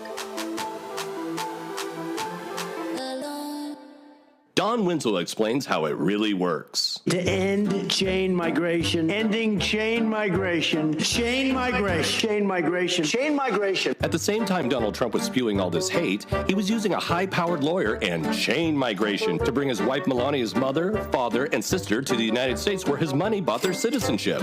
Citizenship was just awarded to Victor and my canals. Here's how it works. At the same time plagiarizing plastic First Lady Melania Trump had kids pulled from their cages for this staged photo op, her family was living lavishly in the United States under permanent resident status. But that's mainly just for rich white people. If you're Mexican, you don't get to live in a fancy New York apartment while you wait. Donald Trump makes you wait in a cage. The world's most successful liar couldn't have his future wife be in the United States illegally, so he spent the big bucks to get Melania an Einstein visa. Don't you think in any way that it's hypocritical that his wife got to stay in the country with an EB-1 visa, the so-called Einstein visa? Not at all, Stephen. I know physics. Now, the EB-1 is reserved for immigrants with extraordinary ability. And when you think of extraordinary ability, you don't exactly think of Melania. But Trump didn't care. He just wanted it done. Meet Michael Wilds, the high-powered lawyer who helped secure U.S. citizenship for Melania Trump and her parents Victor and Amaya Knott, and a green card for her sister Ines. See, when Melania became a citizen in 2006, it gave her the right to sponsor her parents and sisters, hence the name chain migration. Trump destroyed families and sold a closed border policy to his base while using chain migration to bring in his own family. At the same time, the Department of Homeland Security were ripping children from their mother's arms and locking them in cages. Melania's family was walking out of court with a personal security escort of Department of Homeland Security officers. Note the patches on the uniform. Donald Trump has one policy for white people and another for brown. I met with the Border Patrol agents, and they're doing a great job. Okay, stop the music. There are still thousands of children locked up in Trump's border prisons. There are children that have not seen their parents in years. How long can Trump keep them in prison? Do they get out when they're 18? Do they? Hi, my name is Freddie Ricks. I'm from Houston, Texas. My name is Sharon Williams. I'm from Dallas, Texas. Right now, I'm rolling with Roland Martin, unfiltered, uncut, unplugged, and undamn believable. You hear me? Still doing it. Folks, we're here at the United States Capitol where Charlotte Congressional Black Caucus will be holding their emergency rally. We just talked to, of course, the chair of CBC, Congresswoman Yvette Clarke. Now joining us, Congresswoman Maxine Waters.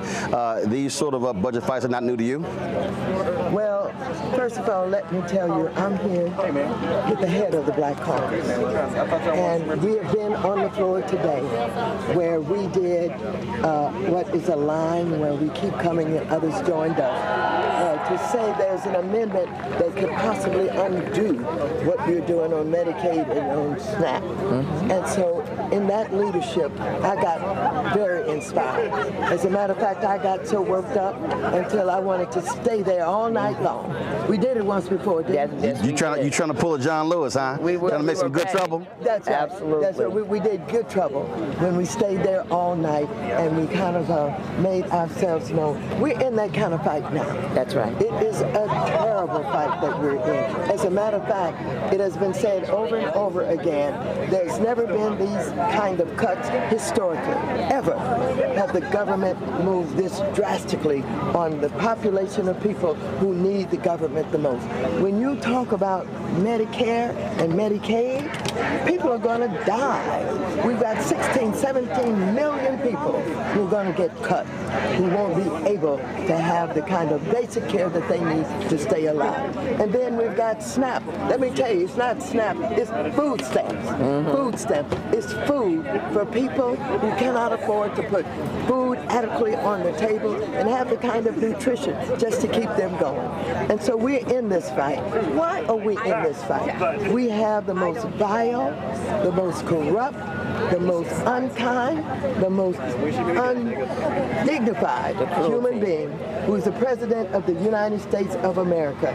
And he doesn't give a darn about the populations that's going to be impacted by the decisions that he's making. He's made up his mind that he is going to work for the billionaires in this country. And the billionaires want a tax break. And that's what he's going to give them. And out of all of that, he's going to get rewarded by them. He's owning all of crypto now. And he's getting billions of dollars, even from Abu Dhabi. He got, I think, $2 billion to go into stable coins. And so we're fighting. The Black Caucus is fighting. We're doing everything that we can. We're in the protest. We're on the internet. But in the final analysis, we got to be on the street. We've got to organize the way we were taught to do in the civil rights movement. We show up and we protest and we walk the walk. We've got to do all of that because this is a fight that we cannot be intimidated by the president. We cannot step backwards. We've got to fight, and even if he thinks he wins, we got to keep on fighting. I mean, what are the logic of cutting food benefits, but then you want to go the corporate tax rate going from 35 to 21%, when you already have corporations who put their money offshore anyway. I mean, that to me, what is crazy.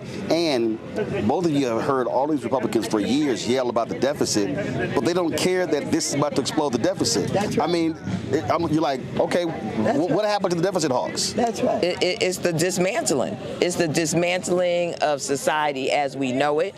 It is expanding the wealth gap way beyond what the average American has ever known. We're moving towards authoritarian oligarchy with these corporations and their leadership making out like bandits. This tax cut is a tax cut in perpetuity. This is not a sunsetted tax cut. And the reason we're here is because it would sunset if we didn't pass this legislation. We've also seen they are rolling back the hiring of the IRS agents. That also was generating revenue. We are now seeing they were cutting the folks, firing the folks who were at the top line, going after the richest of the richest. And so up and down, they want to hook up folk who got money. And if you are making $80,000 or less, you're screwed. Absolutely. As a matter of fact, what people have to understand is the President of the United States is taking over all of government. And what he's decided, there'll be no more independent agencies. Right. They'd have to come and check with him, like the SEC, Securities and Exchange.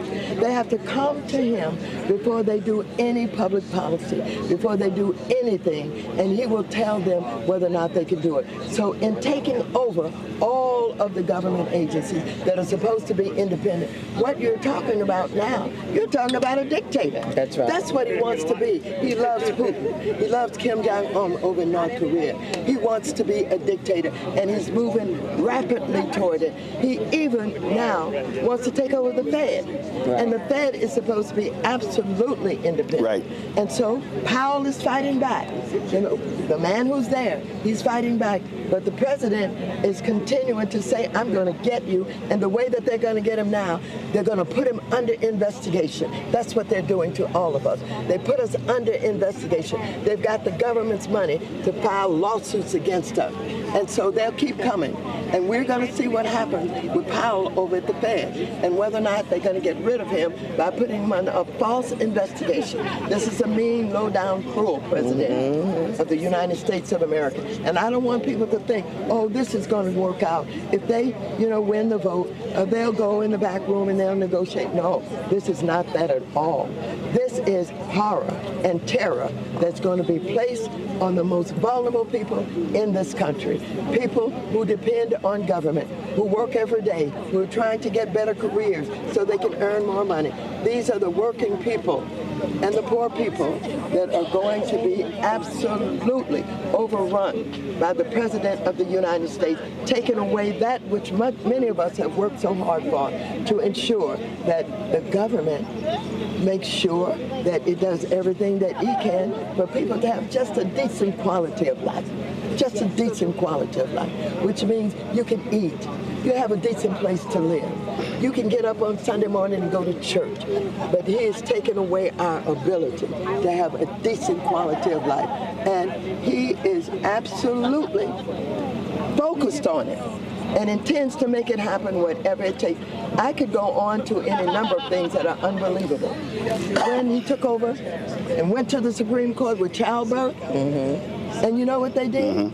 They just moved it over into saying, the lower courts cannot overturn or deny the president on an executive order, whatever he wants to do. Birthright citizenship. If the lower court does it, it just remains in their jurisdiction. So you have a country where you have over here, your birthright can be taken away, or whatever they want to do. But next door to you, in the same district, they have a right to do whatever they want to do because he has undermined birthright by dealing with executive orders and whether or not the lower courts can tell him that his executive order is unconstitutional. I mean, this is some big stuff that people got to understand. Absolutely. Looks like y'all about to get started real soon. So we're going to sit here, let you do that. I appreciate y'all chatting with us for a second. Thank you so much. Oh, no, we live, so we took all of it. We were live, so you're good. We got all of it. All right, folks, again, we're here at the U.S. Capitol where in moments, Congressional Black Caucus are going to be having what they're calling an emergency rally here. They've actually asked a number of organizational leaders to come out, bring their people out. And so different members are going to be here. They're going to be bringing some chairs, and each one of them are going to be talking and sharing their perspective. So here's the deal. I cannot hear the control room or hear our panelists, but I'm going to go to Matt first. I'm going to go to Matt. I'm going to go to Scott. Then I'm going to go to Rebecca. And Matt, this is the type of thing that's needed. And here's interesting. I've been seeing all these people in the last couple of days talk about Democrats need to fight, need to do more. Well, first of all, you're severely limited when you don't control the House, when you don't control the Senate, when you don't control the White House. The reality is this here. If the Republicans want to pass this budget, they can pass this budget. Now, the fight right now is amongst Republicans as to whether they're going to approve the Senate version or do their own budget, do another bill, send that back to the Senate and go back and forth.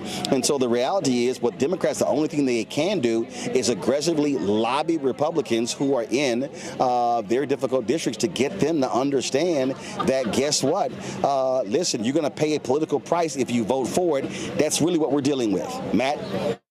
Exactly. They need to break away, and they need to, the Republicans who are in these moderate districts need to break away. And the people who are just, against the bill need to be swayed, hopefully, by the Democrats attacking them, saying, or really cajoling them to say, do the right thing, or else you're going to be on the chopping block. But, Rebecca said something earlier that I was thinking, I think that the subterfuge or the answer that they're giving about why the vote is open this long is because people are coming back. But I think what's really happening behind closed doors is certain Republican members are probably Murkowskiing, and they're probably saying, this is what I need for my district. Give me what I want for my district, and then I'll accede to what the president wants, which is what I suspect is happening. But I've never understood politically why you would want to sign on to this bill. I understand, that they're all afraid of Mr. Trump, but I would be more afraid of your constituents because so many of them are going to lose health care and it's going to affect their lives meaningfully that it seems like this would be the situation where you break away. But hopefully the messaging from the Democrats will cause them to do that.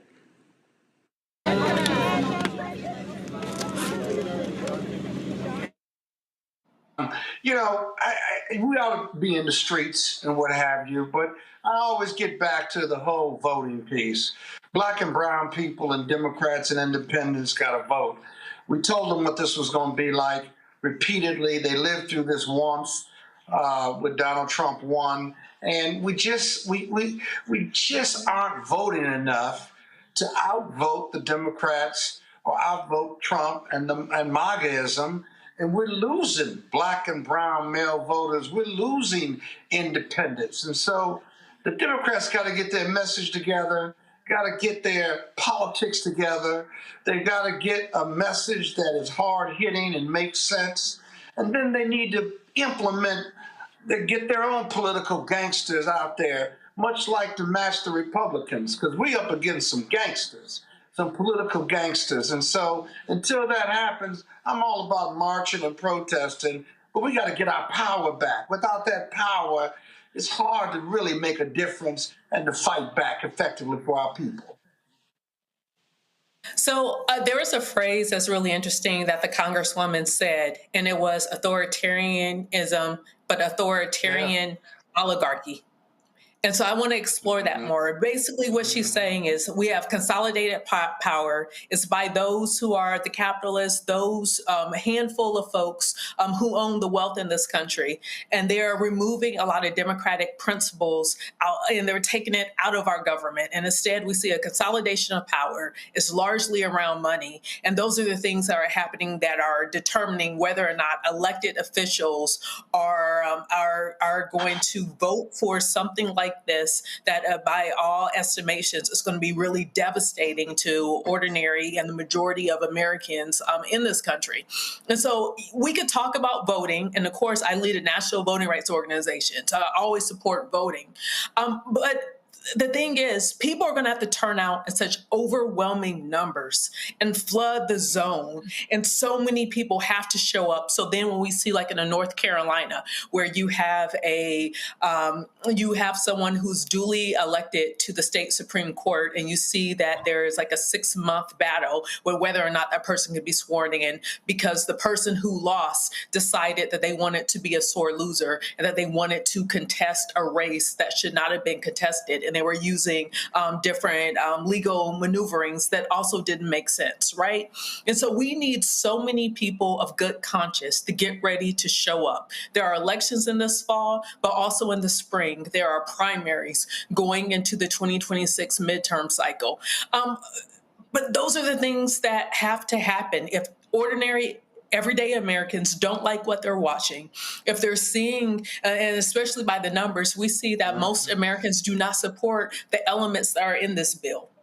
But we are seeing that there's still a majority of members of Congress who have decided they're going to vote for it anyway, because their calculation is, you know what, you're going to hate what we're voting for, but guess what? You're going to vote and reelect me anyway. And there's no consequences that I'm going to have to pay. So it's one reason why you're seeing that the vote is still open, because there is active negotiation that's happening now, where you're going to see different members, especially members of the Republican Party, who are going to carve out what used to be called pork barrel special projects for their district. But, you know, you're going to have people maybe like a Virginia Fox saying, hey, disregard the 2 rural hospitals in my district that are about to shut down, and disregard that there's going to be long lines in the ER, because that's now how people are going to start to get their health care, because it's cuts to both Medicare and it's cuts both to Medicaid. That's a large swath of Virginia Fox's district. But disregard that, because instead I have a new post office that's being named, or disregard that because I got an extra $10 million that will go support small businesses in my district.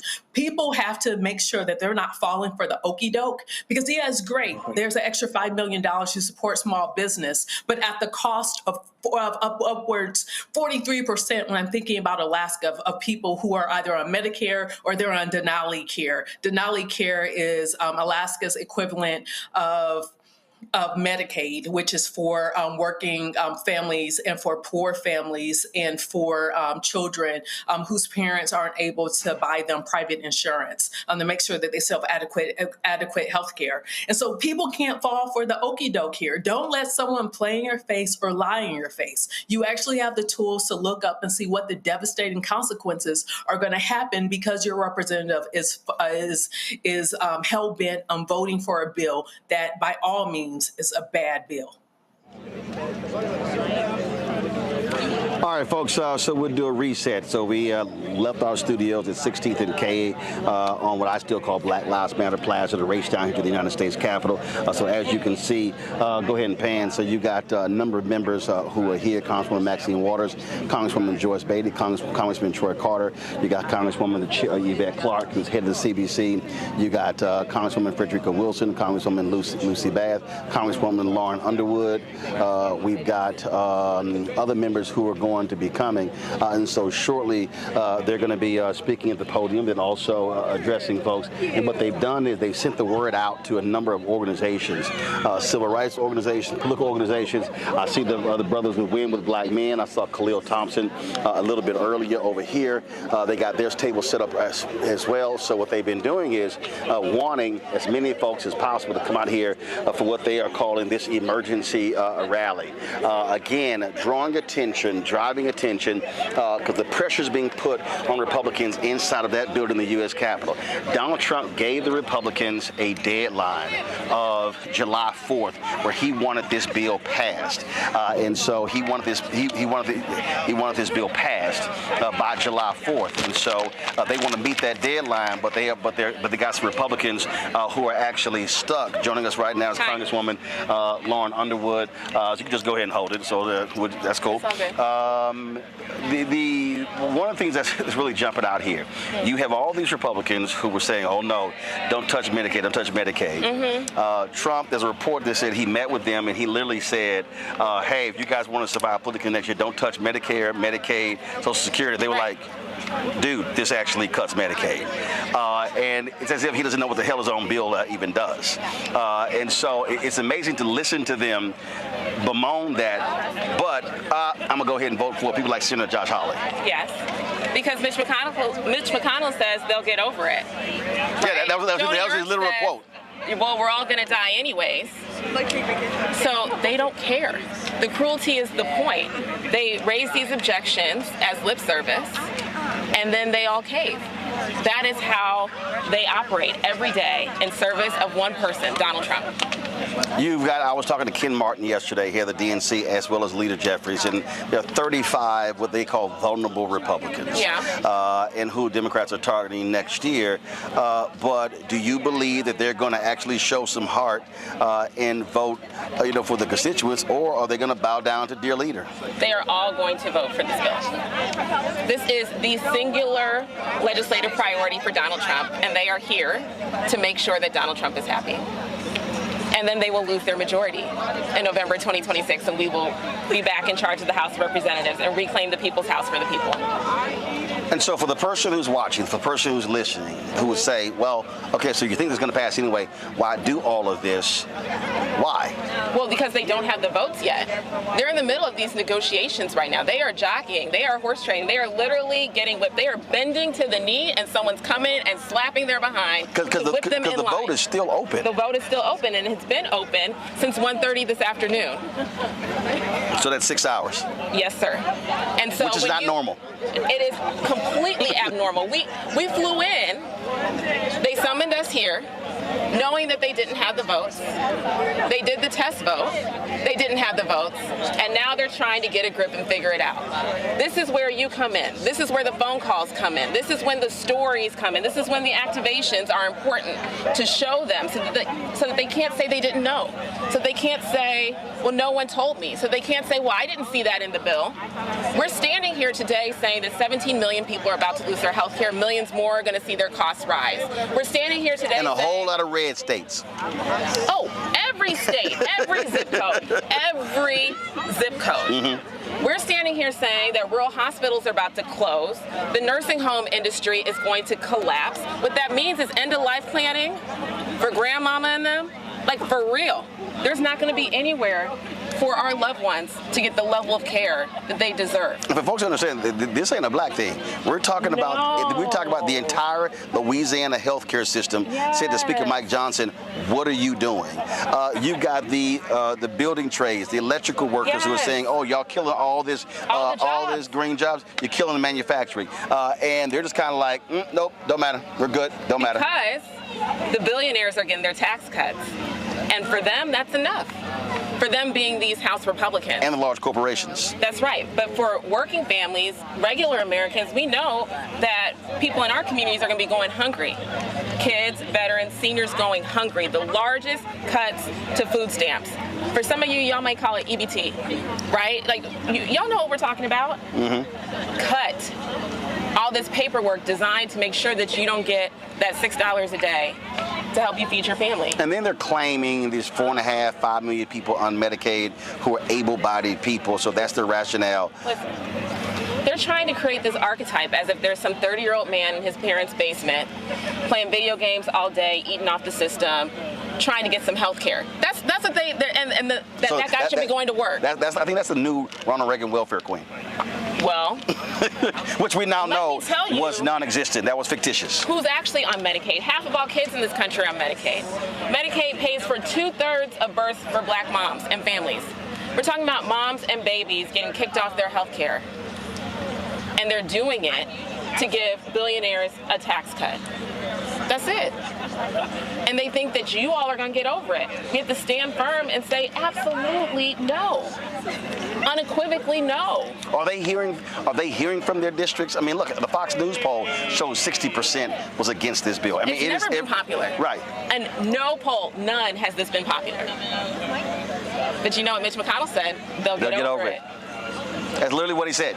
And so we need you to call, like right now, today. Pick a Republican, any Republican. Right. It doesn't matter which one. And it doesn't have to be your representative either. Yeah, I told everybody yesterday, guys, every Democrat's voting against it. I said, so tailor your, I said, don't waste your energy trying to call a Democrat in the House. You should be calling Republicans in the House. Yes. And share the stories. There's not you don't need a script. You don't need to read off a script. You're not going to do it wrong. And I know that some people don't like to make phone calls. They like to text. No. They like to post. They like to slide into DMs. This is not that moment. You got to just. No. They got to lock up phone lines. And make that phone call. Yep. Okay. Thanks, Roland. Congresswoman on the wheel. We appreciate it. Good to see you. Thanks a bunch. All right, folks. We're going to go to a quick break, and then we're going to come back, and then hopefully this will be starting soon. We're going to be carrying it live right here, Roland Martin Unfiltered, right here on the Black Star Network. Thank you. On the other side of change. Mass incarceration, Trump administration is doubling down on criminalization, and how it is profitable. And there's something really, really perverse about saying that we need to put people in cages in order for other people to have jobs. Like, that is not how our economy should be built. Only on the other side of change on the Black Star Network. Don Winslow explains how it really works. To end chain migration, ending chain migration, chain migration, chain migration, chain migration. At the same time Donald Trump was spewing all this hate, he was using a high-powered lawyer and chain migration to bring his wife Melania's mother, father, and sister to the United States, where his money bought their citizenship. Citizenship was just awarded to victim of my canals. Here's how it works. At the same time plagiarizing plastic First Lady Melania Trump had kids pulled from their cages for this staged photo op, her family was living lavishly in the United States under permanent resident status. But that's mainly just for rich white people. If you're Mexican, you don't get to live in a fancy New York apartment while you wait. Donald Trump makes you wait in a cage. The world's most successful liar couldn't have his future wife be in the United States illegally, so he spent the big bucks to get Melania an Einstein visa. Don't you think in any way that it's hypocritical that his wife got to stay in the country with an EB1 visa, the so-called Einstein visa? Not at all, Stephen. I know physics. Now, the EB1 is reserved for immigrants with extraordinary ability. And when you think of extraordinary ability, you don't exactly think of Melania. But Trump didn't care. He just wanted it done. Meet Michael Wilds, the high-powered lawyer who helped secure U.S. citizenship for Melania Trump and her parents Victor and Amaya Knott, and a green card for her sister Ines. See, when Melania became a citizen in 2006, it gave her the right to sponsor her parents and sisters, hence the name chain migration. Trump destroyed families and sold a closed border policy to his base while using chain migration to bring in his own family. At the same time, the Department of Homeland Security were ripping children from their mother's arms and locking them in cages, Melania's family was walking out of court with a personal security escort of Department of Homeland Security officers. Note the patches on the uniform. Donald Trump has one policy for white people and another for brown. I met with the Border Patrol agents, and they're doing a great job. Okay, stop the music. There are still thousands of children locked up in Trump's border prisons. There are children that have not seen their parents in years. How long can Trump keep them in prison? Do they get out when they're 18? Do they spend their entire childhood in a cage? Do they ever get out? Do they ever get out? Now streaming on the Black Star Network. In France, me and Tony, and accidentally went to the Louvre, right? I had never been, and I saw a side door. And we got off the little bus. I said, come on, Tony, let's go to the Louvre. I mean, I'm just like, let's go to the Louvre, right? We're here. This black girl is at the door with this white guy, black African girl. And she says, oh my gosh, Vanessa Bell Calloway.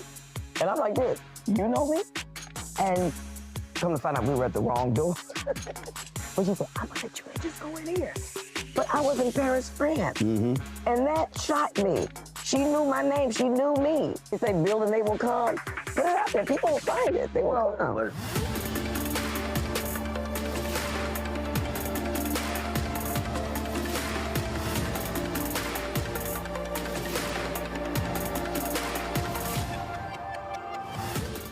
Now streaming on the Black Star Network.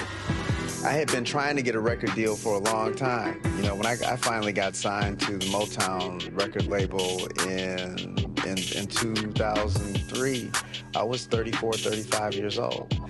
And up until that time, I had been trying to get record deals the traditional way. You know, you record your demo, you record your music, and you send it, you know, to the record labels, or maybe somebody, a friend of a friend, knows somebody that works for, you know, the record label. And really, chemistry that was my last-ditch effort at being in the music business. How long have you been trying? I've been trying since I was a teenager. Wow. And you know, and I'm grateful that it didn't. I'm grateful that it happened when it happened, because I wasn't prepared, you know, as a teenager to embrace all that comes with a career in the music industry.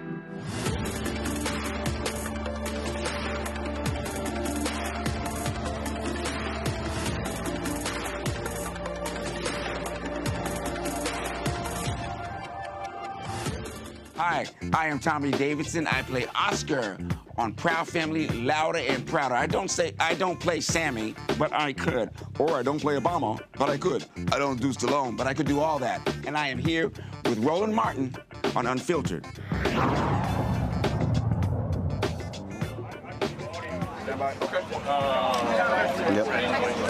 All right, folks, in just a moment, Congressional Black Caucus is going to start. They brought these chairs out here. They got some different young folks out here who are impacted people, so they're going to be having them talk as well. And so we're about to carry that live. So they're about to start right now. So they're about to file in. And so here we go. And so they're going to grab the mic here. And so good to see you, Congresswoman. Hey, good to see you. Absolutely, bro. absolutely. Out here with the people. Absolutely. And so we're going to start in just a moment here, and hear what they got to say. All right. So again, let me name the folks here. You see, you've got Congresswoman Lauren Underwood. You got Congresswoman Frederica Wilson, Congresswoman Yvette Clarke. You got Congressman Troy Carter, New Orleans. Congresswoman Joyce Beatty. Congressman Hank Johnson. You've got Congresswoman Lucy McBath. You've got Congresswoman Latifah here. And then you've got, of course, Congresswoman Maxine Waters, and other members are going to be coming as well. And so we're going to hear from them in just a second.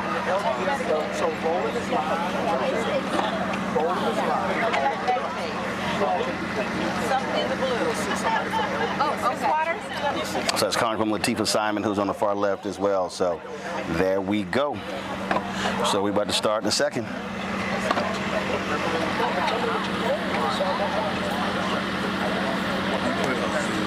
All right. Yeah, I got the DJI mic up here. They got a speaker here as well, folks. So we'll be able to hear them, and so we'll work through it. All right. Mark, is that speaker on?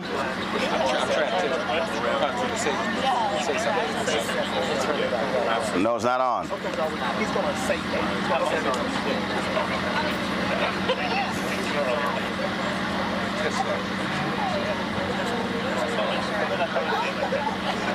You want the panel to go?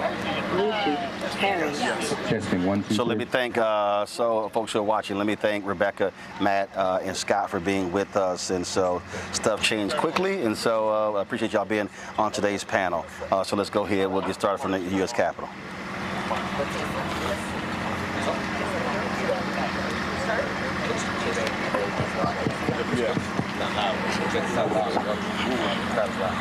Yeah, you need to pull that. Yeah. There we go. Sorry. There you go.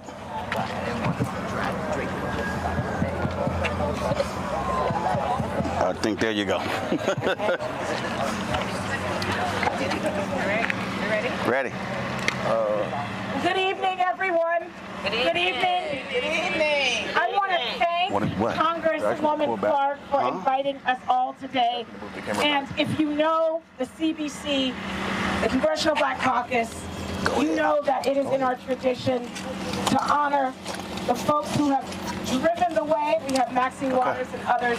But Rep. Clarke, thank you for allowing me to speak first. As the newest member of the Congressional Black Caucus, I want to be clear why we are here and why we will not leave this floor until we all vote hell no, every single Democrat. But the consciousness of the Congressional Black Caucus has always been pure. That we have fought for poor people, we have fought for folks red and blue, we have been consistent, literally, in the theology of freedom, that everyone deserves rightful treatment. When you are sick, you deserve health care. That our community should be abundant, and that no one should be left behind. Many of you all have watched these folks, as I have over the years, standing on the congressional floor, sometimes sitting on the floor, being a mirror to the evil that exists in that dome. And one of the things that we need to be clear about tonight at the CBC, and you'll hear the whys of how our heroes who will march up those stairs in just an hour or so, what we will be bringing with us. We are bringing forth every single elder in our community that is on Medicare. We are building the love of the many foster parents that we are supporting and cheering for as they do the good work as the Republicans try to steal their Medicaid. We are loving on the young people in every single city in all 50 states and territories who are living off of $6 of snacks a day and saying, not only do you deserve that, you deserve more, while these folks behind us are trying to rip your dignity and take the literal benefits that your grandmother has worked for. We say, no, we are going to continue to fight and know that the Congressional Black Caucus will never falter. We will never give up. While we don't know what's going to happen on the other side of this vote overall, we know damn sure that Black folks in Congress who belong to this caucus will never give up on our rightful assignment. And that's to consistently tell the truth. It is to stand in unity. And I want to give it back to Representative Stark, and I want to thank you for your stewardship. And I want to thank you, Maxine and others, for leading the way for young people all over the country to remember the words, and it's you all, to remember the words of Ella Baker. Ella Baker was so clear. She said, young people come first because you have the courage where we fail. If we do not fight for the now, there will be no future that you will own. So this movement is yours, and hopefully we will bring your voice up those stairs and make you proud. Let's fight.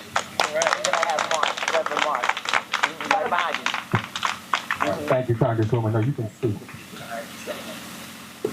I've just been given an assignment. Executive Director Vincent Evans, let's give him a round of applause. His assignment, he's instructed me to instruct each of you, and even from some of the organizations that are here. I see LDF is here and one or two others. We'll hear from them tonight. He wants each of you to articulate the why and the who and the why you are here.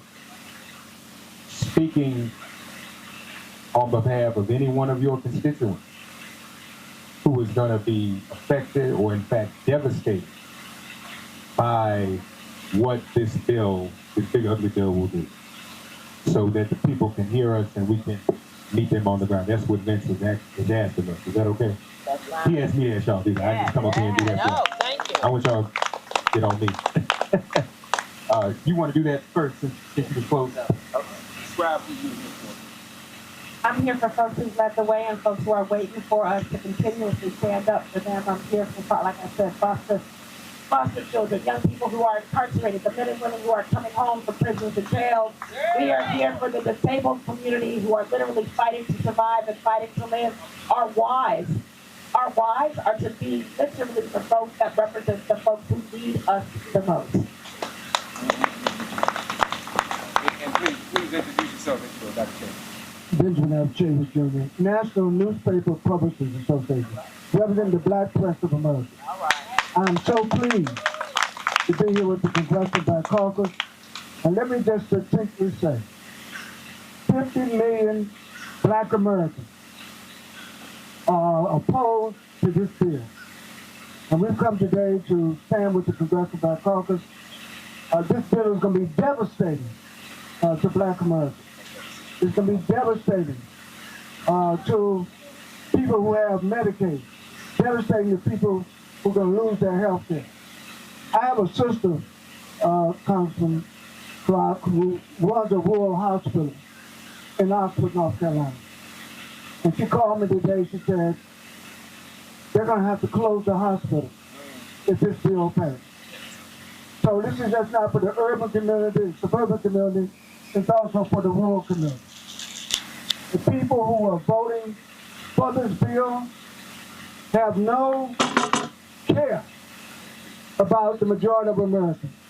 And so we have to stand with the CBC. We have to stand with all the communities to oppose this bill, now and forevermore. Never to allow this bill to be passed. If someone, you want to hear about the personal stories of the people that are in here, that's right. Good evening. I'm Congresswoman Lauren Underwood. I'm honored to represent the 14th Congressional District of Illinois.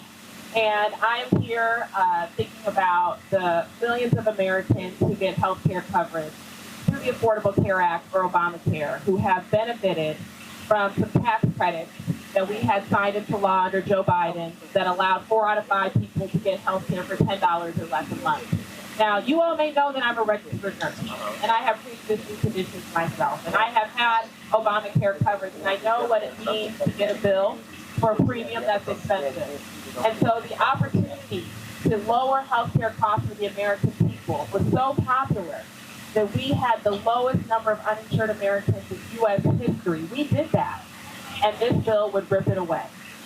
The Republicans have declined to extend these tax credits that have offered the promise of health care coverage to millions of Americans. And now we know that 17 million people will lose their coverage, and hundreds of millions more will see their costs rise when this bill passes. That's why I'll be voting no. And I want to remind people that none of this was inevitable. We have an opportunity right now to continue to raise our voices. So if you haven't made a call to a House Republican and shared your own healthcare story, told them how the closure of a rural hospital or a closure of a nursing home or a closure of a community clinic would hurt you and your family and your community, please don't wait another moment. Pick up the phone and make a call right here to the United States Congress and let the House Republicans know the damage that they are inflicting on our communities. Thank you. Congresswoman Wilson, who are you? Hello, I'm Congresswoman Simpkins. I don't think you're on. Come close to your mouth. Yeah. I'm Congresswoman Frederica Wilson from Miami, Florida. I'm a school principal, former school principal, a former school teacher. And I know what happens when little children come to school. When we cut SNAP, that's what's going to happen to these families. Children are not come to school with a full breakfast and a full lunch because they have already cut it out in the budget. And I want you to know at Miami-Dade County, that's an immigrant-rich community, they have built something called Alligator Algebra. The funding for Alligator Algebra is in this bill. It's $460 billion a year to operate. So that's why because I represent so many Asian Americans, so many Hispanic Americans.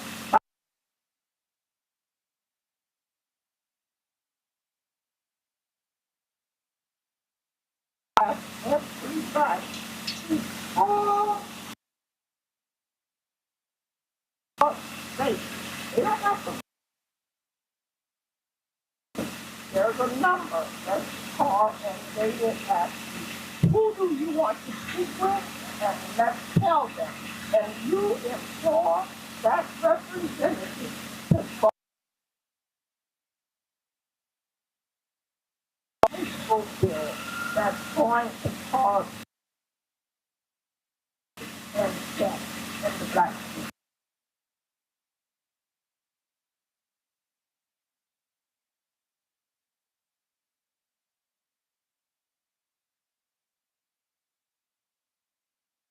This week on the other side of change. Mass incarceration, Trump administration is doubling down on criminalization, and how it is profitable. And there's something really, really perverse about saying that we need to put people in cages in order for other people to have jobs. Like, that is not how our economy should be built. Only on the other side of change on the Black Star Network.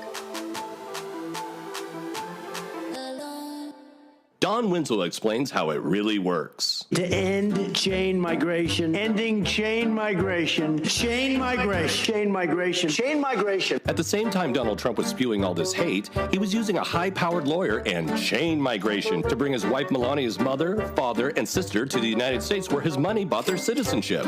Citizenship was just awarded to Victor and my canals. Here's how it works. At the same time plagiarizing plastic First Lady Melania Trump had kids pulled from their cages for this staged photo op, her family was living lavishly in the United States under permanent resident status. Of these institutions. We're talking about a collapse. And that collapse has a ripple effect across the entire city of New York, because we are all interconnected. I think about those families in my district that are currently utilizing their SNAP benefits to access food through food pantries. There is such an inflation in the cost of living in our nation that we are trying to find ways for people to be able to access nutritious food at lower cost. Think about those who are not nutritionally sound, who are not healthy. The nutrition we all seek also goes to our physical wealth and mental well-being. Without that, we can see the constant decline in the health of the people of a society. Not only will that, the SNAP benefit, the cut to SNAP benefit have a profound impact on our community, but it will then have a ripple effect on the health of our people just when they won't have access. They won't have access to Medicaid. I think about the young people who have these gig jobs, and these gigs is a part of the gig economy. They don't have health insurance, but they were able to access Medicaid. And so their primary care was assured because we, as a civil society, looked out for young people who are out there striking out on their own and just trying to get a leg up in this economy, in our society. This is probably the most wicked thing that a government could do to its own people. To its own people. And to know that there are cowards in the Republican Party that is allowing their own people to suffer just to be able to sit at the feet of Donald Trump is just as horrific as we can ever imagine. I can't imagine what it is to give up my dignity to a man who doesn't deserve it, to be able to just maintain a seat in the Congress, but let my constituents suffer. Let my elders in my community suffer. Let the young people of our community suffer. And so we are here to say hell no. Every Democrat in the House of Representatives will be voting no on this big, ugly bill. Congresswoman Clark, let's give her a round of applause.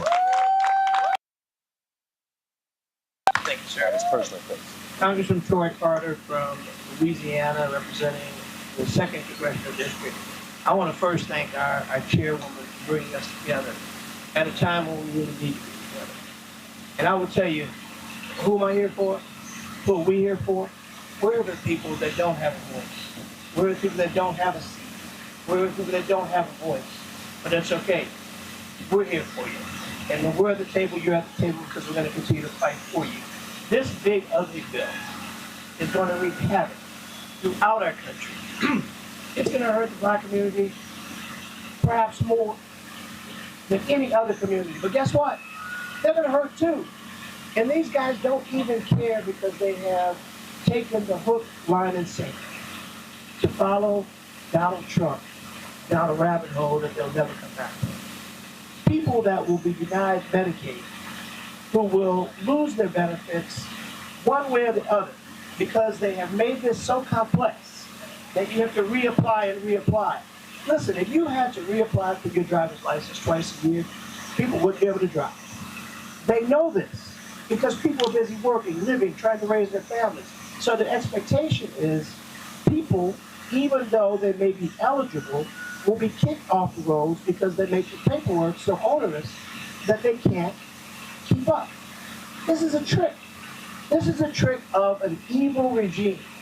And we are going to, as Congressional Black Caucus, we're going to continue to call it out. We're going to call balls and strikes. We're going to call it everywhere we go, with our fraternities and sororities, in church organizations, with our faith-based communities, with our civil rights leaders, with the caucus and beyond. Because however they vote today or tomorrow, this battle's not over. We're never going to quit. We're never going to retreat. When I was in the state Senate, we expanded Medicaid. And when we expanded Medicaid, one of the first things happened, tens of thousands of people got on the roads. People started having access to health care. Rural hospitals started opening up. People that had been denied health care were now being covered. Guess what will happen now? The reverse is also true. Those rural hospitals will close. And that critical time when you're having a stroke or a heart attack, those precious moments that you no longer will have to get to a community clinic or a rural hospital, people will die. In those moments where you have to drive 20, 30, 40, 50 miles to see a doctor when you've had a stroke or a heart attack, people are going to die. That's just a fact. That's a reality. And the notion that one of our senators said, we're all going to die. We don't need to die prematurely. That's right. And we don't need to die because we were denied access to health care. We don't need to die prematurely, although they seem to think, as Mitch McConnell said, don't worry, they'll get over it. No, we won't, Mitch. We're not going to get over it. We're never going to get over it. And we're going to continue to fight for the people. And we're going to make sure that the people like the McCorkins, who I brought up from Louisiana to come to Energy and Commerce, who has a child that was born severely disabled, who requires Medicaid. Now, his mother and father both work. This notion that people who are on Medicaid are scofflaws and bums and gangsters and get-over artists is offensive and false. There are people out there that need Medicaid for a number of reasons. People who are employed but are underemployed. Working but still poor. Are you going to tell me that these people are scofflaws and bums? I think not. But that's what they think of you. That's what they think of our people. And this Congressional Black Caucus, all the people assembled, we don't think that. And we're going to fight for you. We're going to fight that you have access to health care. We're going to fight for you to have access to SNAP dollars, not $6 a day, because that's ridiculous. And they want to reduce it and take it away. This caucus, this Congress, on the Democratic side, will continue to fight for the people and bring justice. And we, us, all, are going to vote against this big bill. Yeah, big ugly. Big ugly. Congresswoman Joyce Beatty. Give him a round of applause. Yeah. Thank you. I'm Congresswoman Joyce Beatty. I hail from the 3rd Congressional District of the great state of Ohio. Chair Emerita of the Congressional Black Caucus. Yeah. I am here to join my colleagues and our leader, Congresswoman Yvette Clarke, to say to you that I will be casting a no vote on this bill. Why am I here? I am here for those who we can call their names and those who are named. I am here for every family, every single mom, every sick child trying to get a better education, whether they are in rural America or urban America. They deserve the right to keep their hospitals open. They deserve a right to keep health centers open. I'm here to vote no because this is the largest amount of Americans that will lose their health care. 17 million families and individuals are at jeopardy. Some 11 million children will be taken off of SNAP. I am here because I want all of America to know that we are not only the country of the Congress, but we are here because earlier today, we stood up. We had a stand in because we are standing for the people. I am here because I want to make sure that we give this clarion call to answer your question. When you are asked, what is the Congressional Black Caucus doing? I don't want it to be a mistake. I want you to clearly say they are fighting for our people. They are standing up and making a difference. They are not afraid to call out Republicans. Let me make it clear that whether it is health care, whether it is the Pell Grant, whether it is SNAP, it is not a Republican or Democrat issue. It's a people's issue. But what is a Democrat and Republican issue is that Republicans do not have the courage to do what's right. And you should not forget that. My question to you is what you are going to do. And that is, you are going to vote. You are going to vote just as we are asking in the United States Capitol later tonight that we only need 4. We only need 4 Republicans to join us. So I need you to remember, we only need 4.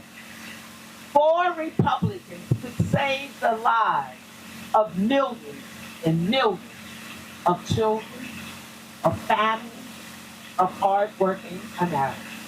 So join me, and let's say we only need 4. We only need 4.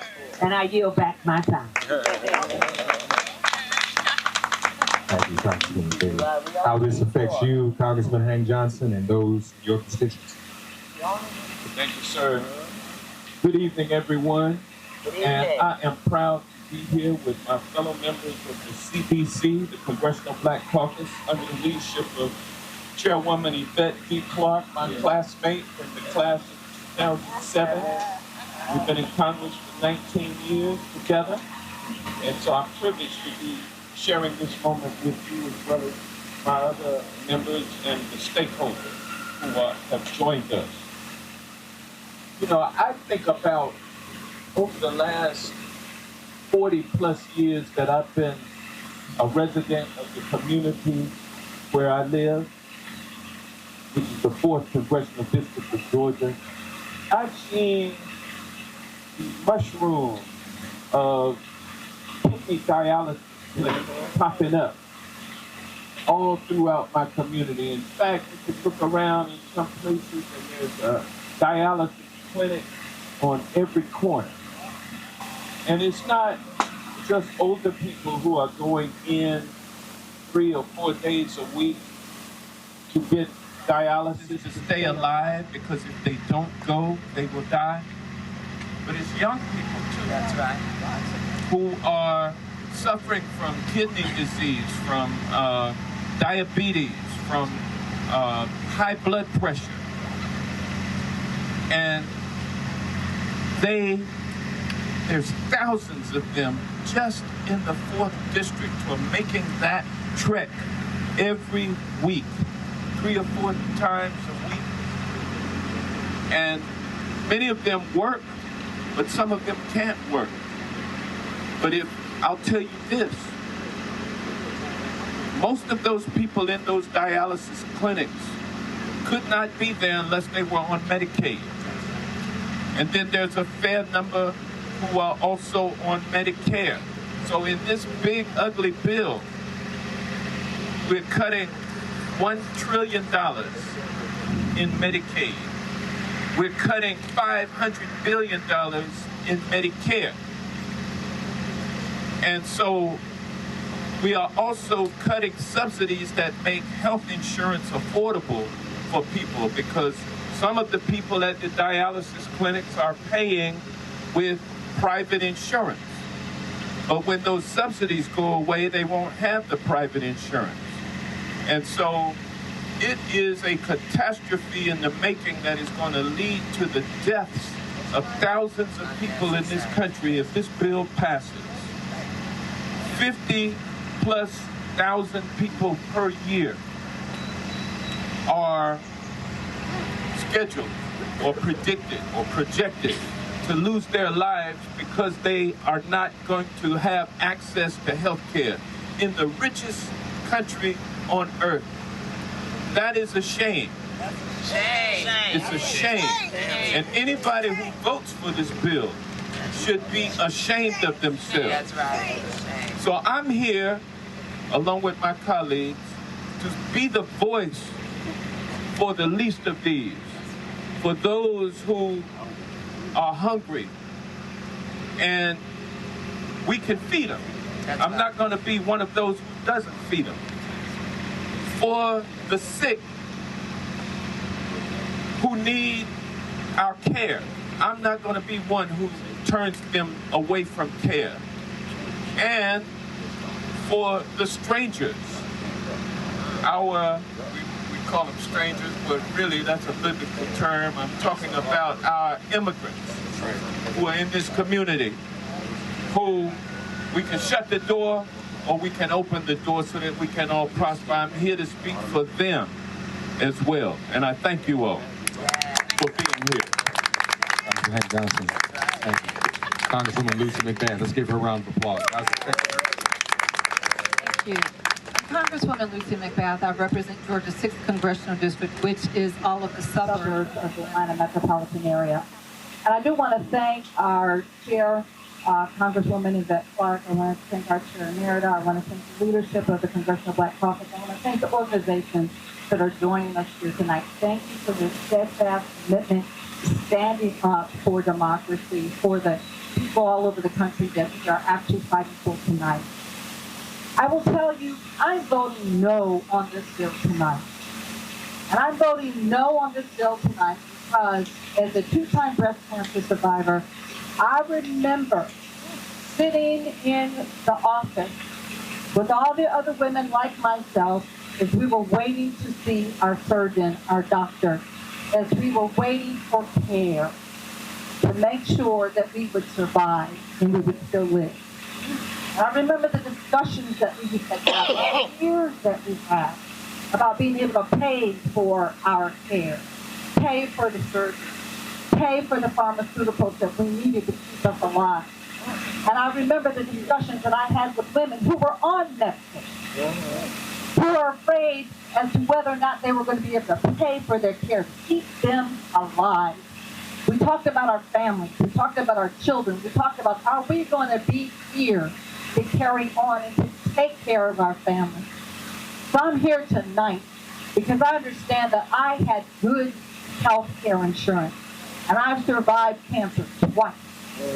But I know there are so many women in this country, especially women of color, that if Medicaid is cut, if the financial resources are cut for their access to health care, they will not survive. They will have nowhere to turn. I'm here tonight to vote against this bill because I'm concerned about every woman in this country who has used Planned Parenthood as the only means of care, reproductive care, not just for abortion, but for their wellness check, for birth control. And they won't have access to that anymore. Where are they going to go? Where are they going to get their help? I am here tonight to vote no on this bill because I have asked over and over again in the state of Georgia to our governor why he won't feed our children during the summer when they're in summer camp. Why he refuses to feed our children, feed our babies, and I've never been able to get an answer. And now I'm even more afraid that they won't even be fed during the summer. They just won't have SNAP and these benefits at all. I'm here tonight to vote no on this bill because I'm so deeply and gravely concerned about what this means for the nation. We're talking about health care cuts. We're talking about public education cuts. We're talking about veterans cuts. We're talking about for those that have disabilities. We're talking about a whole gamut of cuts that will just completely rip the rug from underneath the feet of so many people in this country every single day that are just struggling to get by. So I'm voting no tonight for those people who don't have a voice. I'm voting no tonight against this diabolical, unethical, immoral piece of legislation that will change democracy here in the United States for generations to come. I'm voting no on this piece of legislation because all of the people who have been in this building, who've been in this Capitol, who've been on this Hill long before I came, fought to undergird and support America. And doggone, if I'm going to let all the work that they've done go down in vain. Thank you. Congresswoman Maxine Waters, for whom are you? Hello, everybody. Hello. All of my colleagues, the Black Caucus, for all of the work that we do every day. And even though we have a crisis like that, you're fighting even when others don't know that it is a crisis. You hear every day whether it's on education, whether it's on health, whether it's on health care, whether it's on what is the proposition is. Ladies and gentlemen, this just didn't happen. It happened because somebody made it happen. Who was it? The guy who did the job. You know who it is. It's the President of the United States of America, Donald Trump. You know that this unkind, cruel, low-down, dirty President of the United States has used his executive power, using his executive orders to change this country in ways that nobody ever thought could do. Our ancestors have fought very hard for us to come to the time when we could have halfway decent care. We come to the time where we would all dying from preventable disease. I have come from a time and place where families didn't have any primary doctor. The only way that you saw a doctor or got to a hospital was if you broke an arm or broke a leg or you got hit by a car. There was no such thing as preventive medicine. Many folks have sacrificed. They have worked hard to get us to a place where we can have halfway decent care. We still are working to make sure it is 100%. But before we can get there, this cruel president has taken his power, understanding that once the people elect you, that you can use your executive power to do whatever.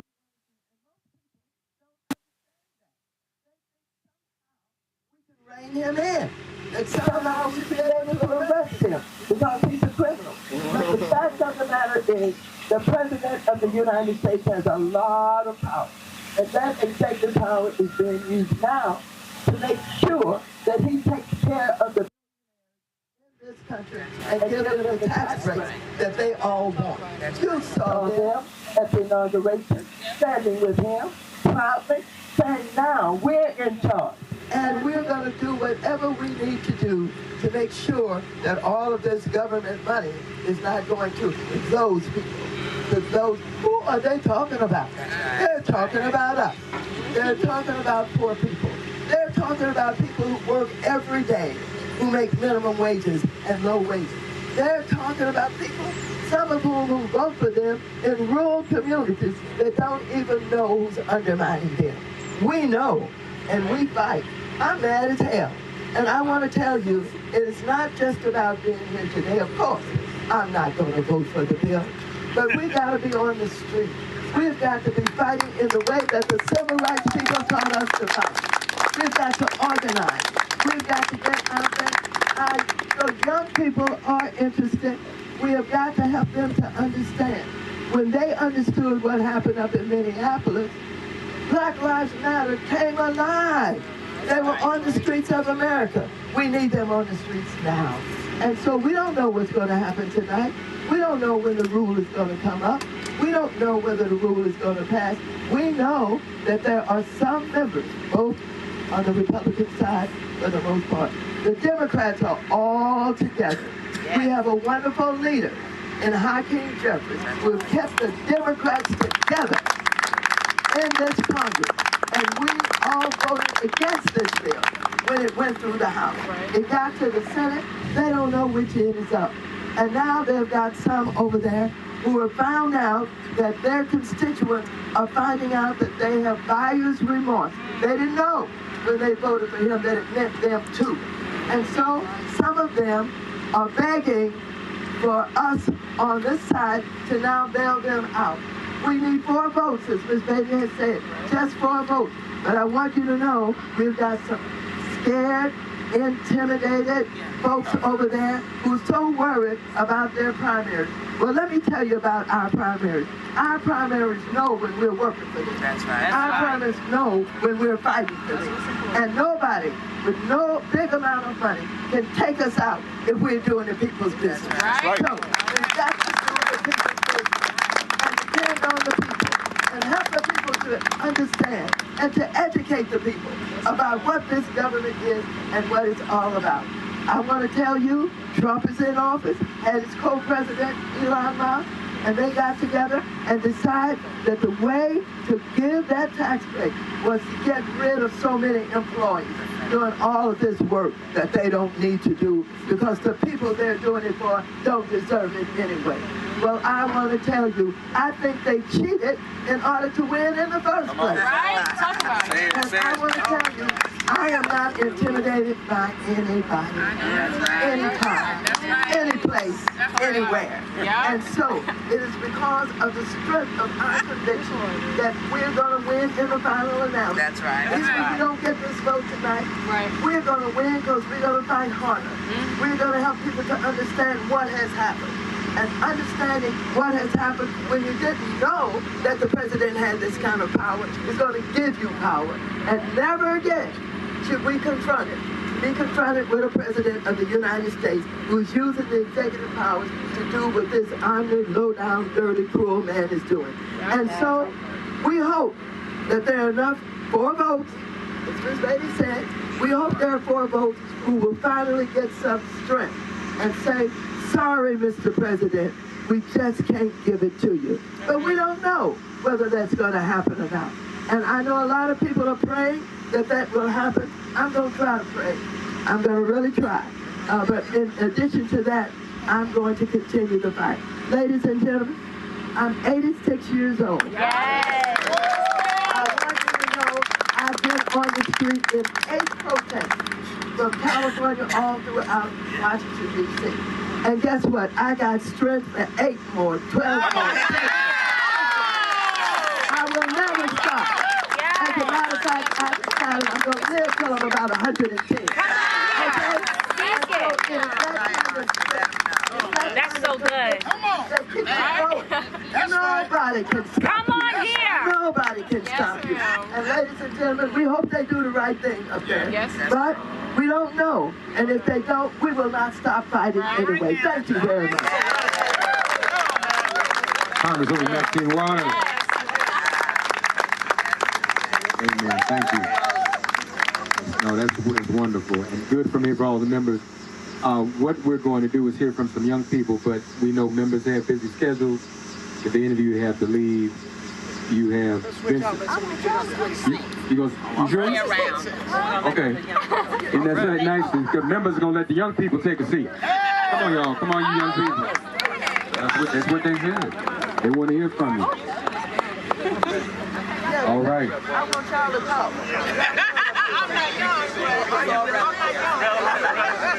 We're also, folks, and we're streaming all over the country. People are watching this everywhere. There's a larger crowd watching than it may be here, and that's important. Now, Congresswoman has given the young staff permission to cuss. on the Capitol grounds. Amen. All right, well, so let's go. Let's start here since I'm on this side. We're also going to hear from Families USA and LDF. We appreciate them being here. Young people, we want to hear how this, while you're here, and how this personally affects you. Be sure to say your name and where you're from.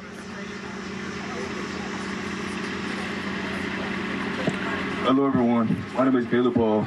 I'm from New Orleans, Louisiana. I'm a rising sophomore at Yale University. I'm here today because I'm also serving in Congresswoman Lauren Underwood's office.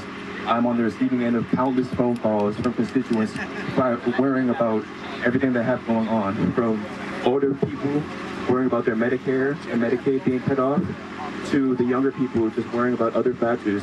Single mothers. My mother is a single mother herself. Living under a single mother's house has been really intense.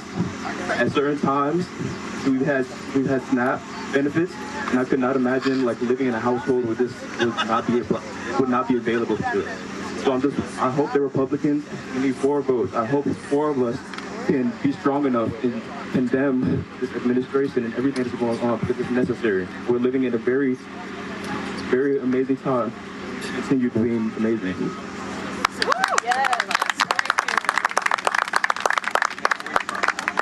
Hello everyone, my name is Jonathan McGee. I'm from Los Angeles, California, specifically the 43rd District of the Congressional District under Congresswoman Maxine Waters. And I'm here today as a rising sophomore at Yale University, and I'm a CBCF intern as well. And we are living in a time where we cannot allow the administration here today impact us in the way that they are and taking vital programs away from the people of America. I personally have experience where my grandpa is on Medicare, and he is currently bed bound in a nursing facility in the middle of the valley in California. And we do not know what is going to happen to him after everything that has been going on with this administration, with the votes that have been happening, and everything in between the votes that have just been going on. So we need to mobilize and continue having spaces like this where we're able to talk about what is going on in America and how we can protect the lives of people everywhere, regardless of where they're from rural counties, from urban areas, and everything between. It's very important, and that is why I'm here, listening to constituents from all over the place that live in rural communities that are suffering from different places and different hospital conditions, medical conditions that are hurting them day in and day out. And we do not know what will happen to rural hospitals if they are gone. We do not know what's going to happen if SNAP and other benefits that are happening and impacting people across America are taken away.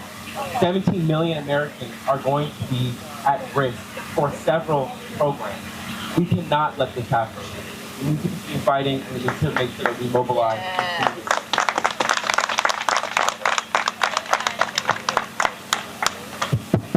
Good evening.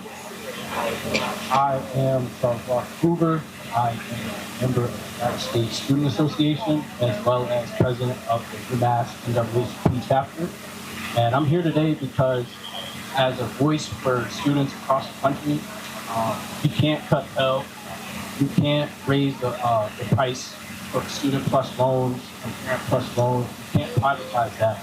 Because if you privatize that, it leaves us vulnerable to private lenders who are sharks, who will do anything they can just to have 30 years paying off student loans. And I'm here because education is a right. I believe education is a right for all. Where you come from, I'm here from Springfield, Massachusetts, and I didn't believe I would ever be here outside the Capitol, but I'm here because I'm a student of history, and today is the 64th anniversary of the Civil Rights Act being signed into law, and also the birthday of the late Supreme Court Justice Thurgood Marshall. So I think today is a day of history, a day of reckoning, and history will remember who those 4 Republicans are if they sign and say no to the big, beautiful, big, ugly bill. But if they go along with their party, history will remember them as well. History will remember what Donald Trump is doing and has done for this country. Insurrection or fake election, fraudulent election, history will remember, and that's why I'm here. let me just say, since our brother mentioned Thurgood Marshall and the Civil Rights Act, today is also the 100th birthday of Medgar Evers. And today is also born on the same day, the 100th birthday of Patrice Lumumba. So this is a freedom fighter day. Amen. Hi, my name is Chloe Parkman, and I am here from a small town in Alabama. I attend the University of Alabama. If you ask me why I'm here, I would say I'm here because somebody has to speak up, somebody has to advocate, somebody has to make a change. If we all go along with this idea of selfishness, of not looking out for the people that cannot speak up for themselves, who will help us? Nobody. 40% of Medicaid is children. If they can't sympathize with children, do you think they can sympathize with us? No. We have to advocate for ourselves as Black people, as minorities, and everybody else, not even just minorities. This bill will impact the entire nation. It's something that if it passes, you will tell the difference when you wake up the next morning. That's right. So make sure that you help to be the change, to be the positive impact, and not the negative.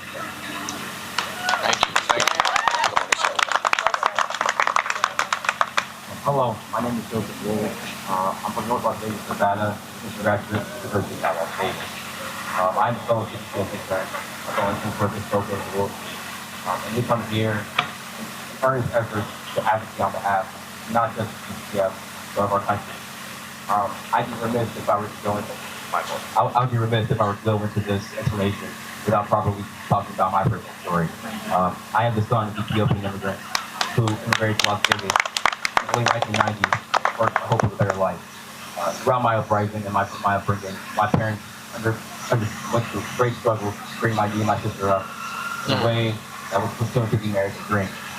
They brought us in the world and in the city community that was multicultural in nature and had all the things that I believe in American democracy society should have. Today, in this bill, Progressive Republicans and this administration look to undo and undermine the very principles that constitute the community that I love so much. Democracy does die in darkness. We believe that everyone should be Congress representatives engaging within their government and their institutions to ensure that their voices are properly heard for the forthcoming vote. The vote tomorrow will be more than just a political reconciliation bill. It will be a referendum on the principles that constitute our American community. To the mother who is relying upon food stamps to feed her children, to the young woman in Las Vegas who's relying upon medicating her and her grandmother, to the young Ethiopian American boy who to this day still looks to America and questions what the world has to offer. We're looking at this bill, at this forthcoming vote, as a vote for our democracy and the integrity of the United States. Thank you.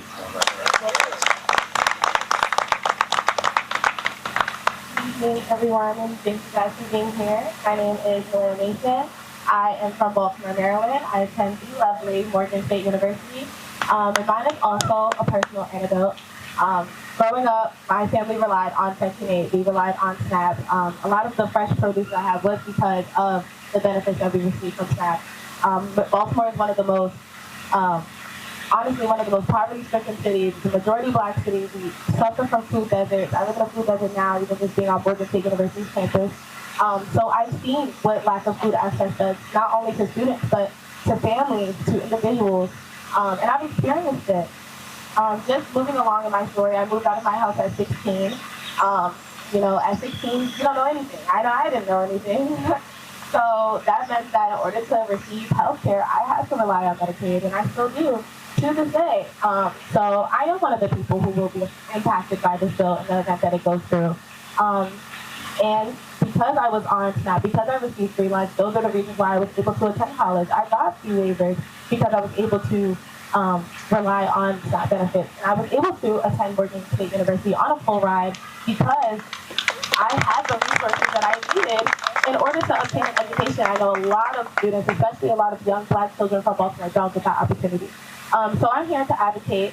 I would say I'm here to advocate not only for myself, but for my community, for my sisters and brothers, for the people who were going through it just like me and didn't speak up, for my immigrant sisters and brothers, for my people who have experienced housing insecurity like I have. I'm here for everyone, and I'm proud to be. This is what we're here for.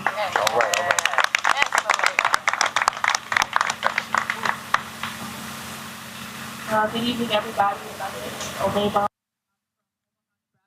fellow CBC intern, and I would be remiss if I didn't acknowledge how privileged and honored I am to be able to share my story amongst my peers of how impactful this bill would be on all of our lives. Just to share a little bit about me, my family moved here in 2004 as refugees from South Sudan. It was Medicaid, it was Medicare. Get established in this country. It gave us peace of mind, knowing that we had food to eat, knowing that we had our essential services taken care of, that we could engage in our education. It was SNAP benefits that supported me through college, knowing that I could focus on classes, that I could focus on my education, and not worry about what I had to eat at the end of the day. I want my story and my testimony to be one that is representative of many across the United States who without this support, they wouldn't be able to establish themselves in a new country. Education has been the great equalizer in our society. Our ancestors have fought long and hard for our educational rights. We're all proud to be here today to be pursuing our education so that we may fight for the generation that follows and amongst our peers as well. So I would just be remiss to say that, I'm not proud and honored to be here, and just thank you for letting me share my story.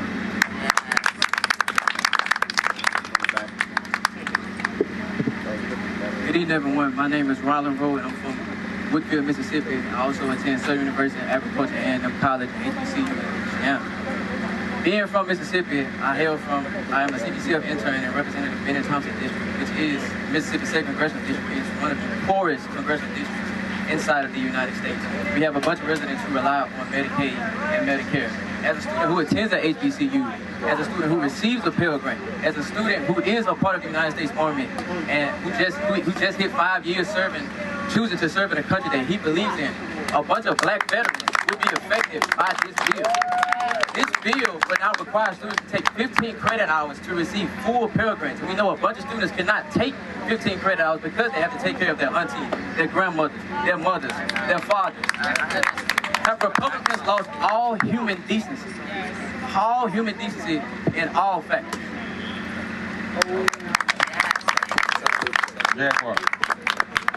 Anthony Wright of Families USA. Introduce yourself. Thank you. I am so privileged to be amongst these great young emerging leaders as well as those. That's amazing. Give them applause. As well as with the heroes from the Congressional Black Caucus earlier, folks that I have looked up to for my career. My name is Anthony Wright. I'm the Executive Director of Families USA, the longtime national healthcare consumer advocacy organization. Originally from the Bronx, New York.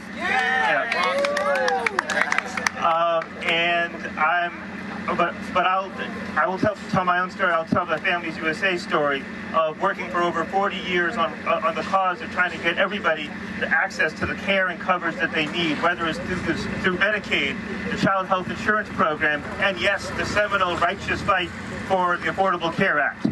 And that is a little bit of what we're fighting about now, because the bill that we're talking about, the big bad betrayal of a bill, is a bill that would undo health coverage more than any other bill or piece of legislation in the history of the country. It is, if the Affordable Care Act was the biggest step forward, Medicaid and Medicare Act, and then the Affordable Care Act, this is the biggest withdrawal of coverage. And so why I'm here? I'm here to support our good friends from the Congressional Black Caucus and other representatives who are voting no on this bill because of the harm it will do to coverage, to costs, to care, and to community. In terms of coverage, 17 million Americans will be pushed or priced out of coverage, both public and private coverage, both Medicaid and Marketplace, from things like additional paperwork burdens, having to reapply every year, to work reporting requirements, to just the increasing costs of coverage. The increased costs will be felt by millions more, whether it's increased premiums that people will start to face this fall, to increase cost sharing for people on Medicaid, to increase premiums, because as more people fall off the coverage, then the rest of the people are in a smaller and sicker pool, which means premiums go up. And then things that cut on care, which is the direct attacks on cuts on the way that states finance their Medicaid programs, things called provider taxes or state-directed payments. But that means less money for the hospital or the clinic near you, and especially for those places where Medicaid is the #1 budget line item, the primary payer, nursing homes, maternity wards, and rural hospitals in particular. And then finally, community. This bill specifically attacks certain communities, whether it's women and their reproductive health, with the defunding Planned Parenthood, whether it's specific legal immigrants who are here, refugees, asylum seekers, that are specifically targeted in this bill, and just in general. When you cut, one of the studies my organization did was that the comparison of states that expanded Medicaid to states that didn't, that actually has a huge impact on maternal mortality for everybody, but especially for communities of color.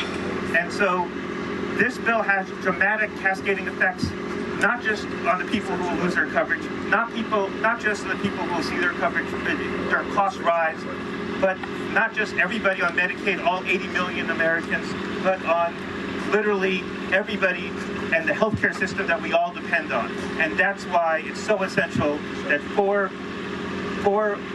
Republican members see the light and vote no tonight. And if they don't, then we need to make sure that every time those consequences happen over the next few months and next few years, they recognize that it's because of this vote that people lost their coverage, people saw their costs rise, people saw their services scale back, and even some key institutions like hospitals and clinics close. So please vote no to everybody in there. Thank you very much. Thank you, Anthony. We're going to hear from one more young person, one more youth. And your brother mentioned Thurgood Marshall's birthday. This is the organization that he led, the Legal Defense Fund. Demetria McClain, give her a round of applause.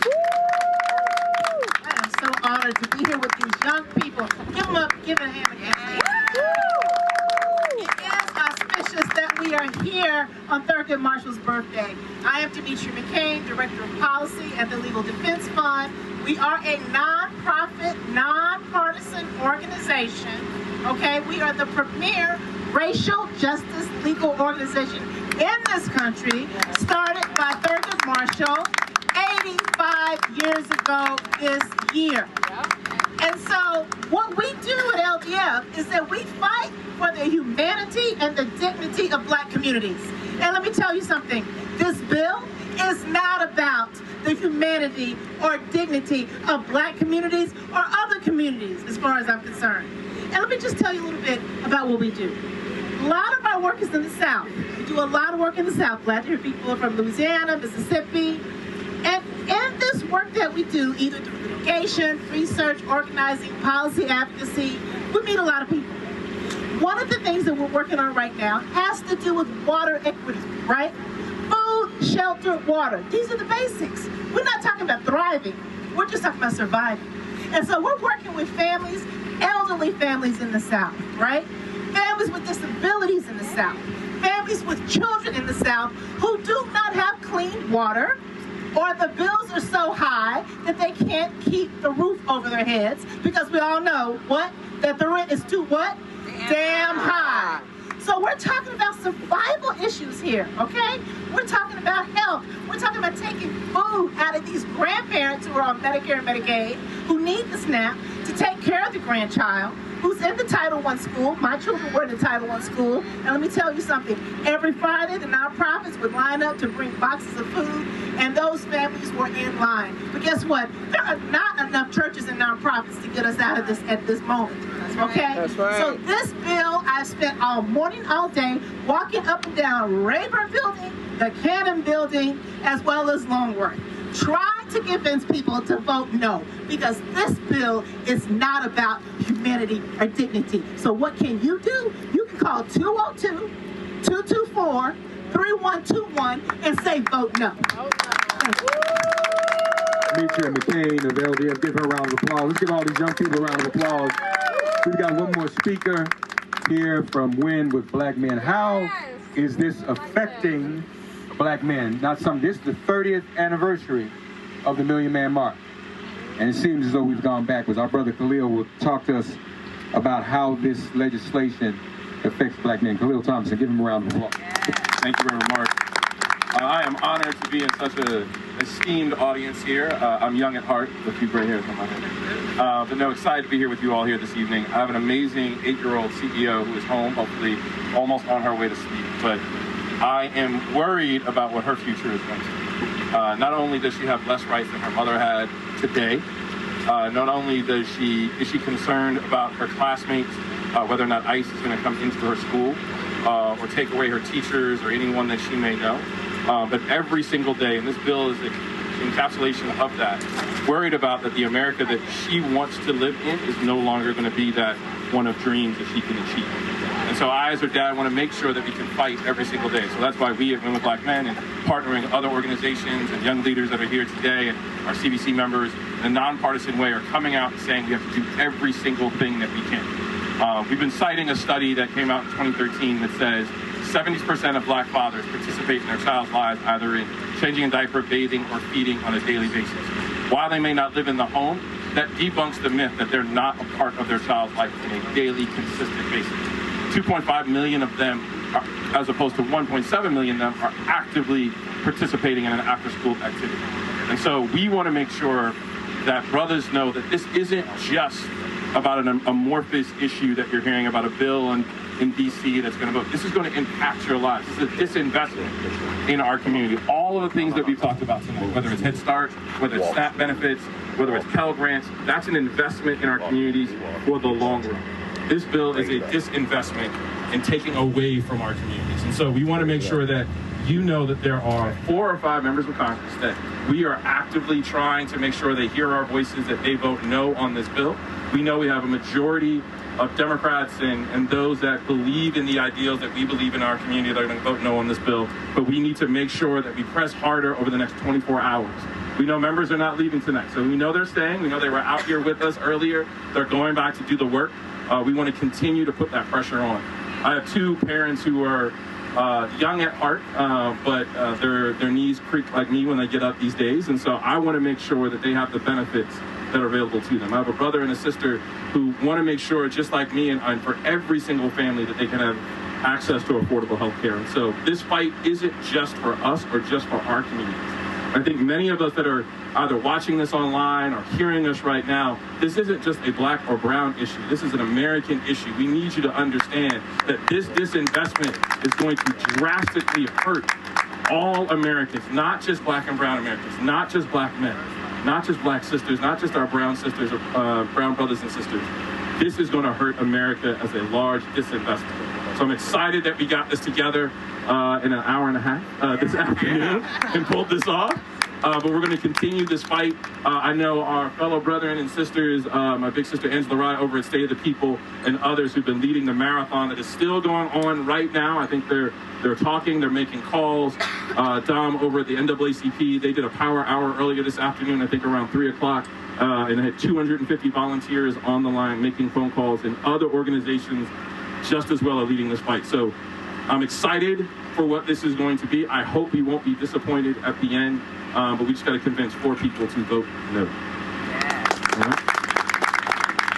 It's time for Women Black Men, and to close us out, the Executive Director of the CBC is going to come and give us a state of play where things are right now, where we are in the process. Let's give Vince Evans a round of applause. Vince Evans for all the hard work that he does, pulling us together and telling us what to do and all of that. Y'all give it up for the Congressional Black Caucus. There we go. And the chairwoman, who is still here, Yvette Clark, is still on the ball.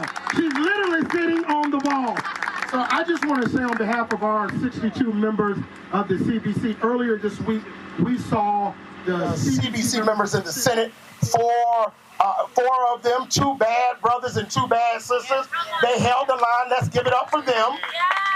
And now our other 57 members are going to fight as long as this fight lasts. So just so we know as we close out, you know, the vote in the House to move to what they call the rule has been open for hours.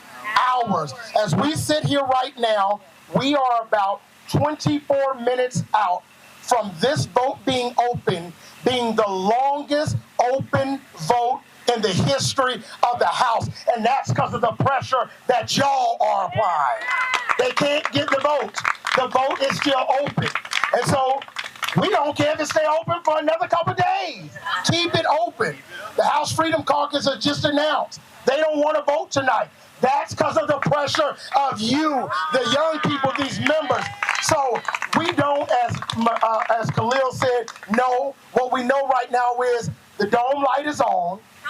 The people of ill will are inside the building trying to make this the biggest cut to SNAP in the history of the country.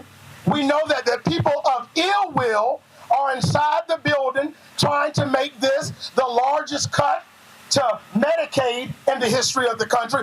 We know that the ill will people are inside of the building trying to make this the largest transfer of wealth in the history of the country. We know the people of ill will are inside the building trying to add $4 trillion to the debt. And the people of goodwill are like Yvette Clarke sitting on the wall. The people of goodwill, like Dr. Chavis, are sitting here on the wall. We know the people of goodwill, like the CBCF interns, are sitting on the wall. The people of goodwill, like LDF, are sitting here on the wall. The people of goodwill, like our friends from Protect Medicaid, are sitting on the wall. And we will sit on this wall for the next hour, the next 2, 3, 4, 5, 6 hours, so long as we have to, because this fight is important. There are people who are literally tonight around the country counting on the people that are here. So y'all stay up, go home, get your rest, don't go to sleep. As I have said in recent weeks, black people in America need to sleep in shifts. That's right. When Yvette Clarke is asleep, her ED is up. When I'm asleep, Yvette Clarke is up. Because the people of ill will, they seem to never sleep.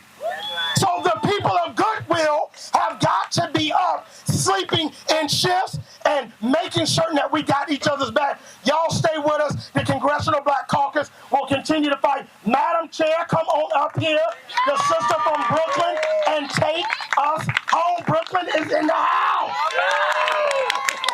Let me thank all of the press that has come out tonight. We wanted to continue what we started early this morning. We knew that it was important that our people see us out here fighting. That's right. Fighting. And this fight will be on a continuum. Because as my ED has said, when we're asleep, they're up working. And we can't sleep until we get the victory. Right. And so tonight is just the beginning or the continuum of the struggle that we have had as a people to make sure that we liberate, lift up, and move our people forward. This wealth transfer will only last as long as we allow it to. That's right. So let us get our game face on. Let us be clear, as Auntie Maxine said, we got these streets. Let us get out here, let's educate, let's inform, and let's make sure that in the midterm election, these people remember just what they did to people of goodwill. God bless you. God keep you. Young people, y'all making it happen. I'm so proud of you. And we will continue. This is a movement, not a moment.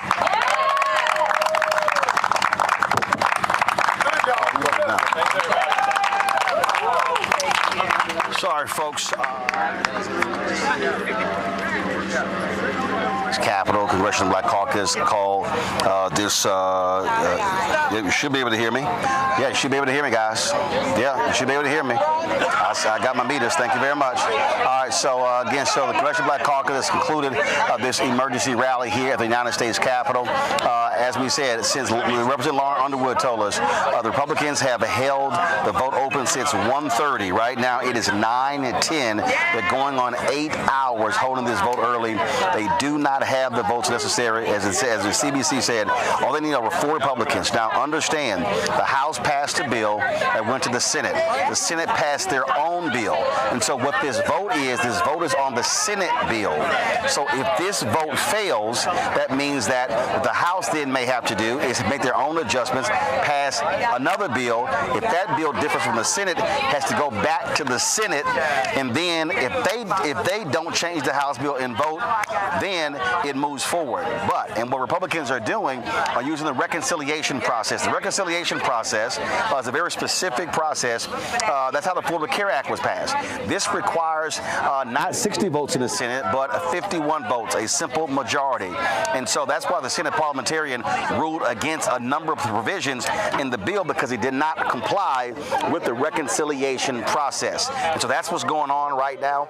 And so Democrats are trying to put as much pressure on those 35 vulnerable Republicans who are going to be in competitive seats in 2026. You have these budget hawks on the House, the Freedom Caucus. They actually don't like the Senate bill because they say it's not tough enough.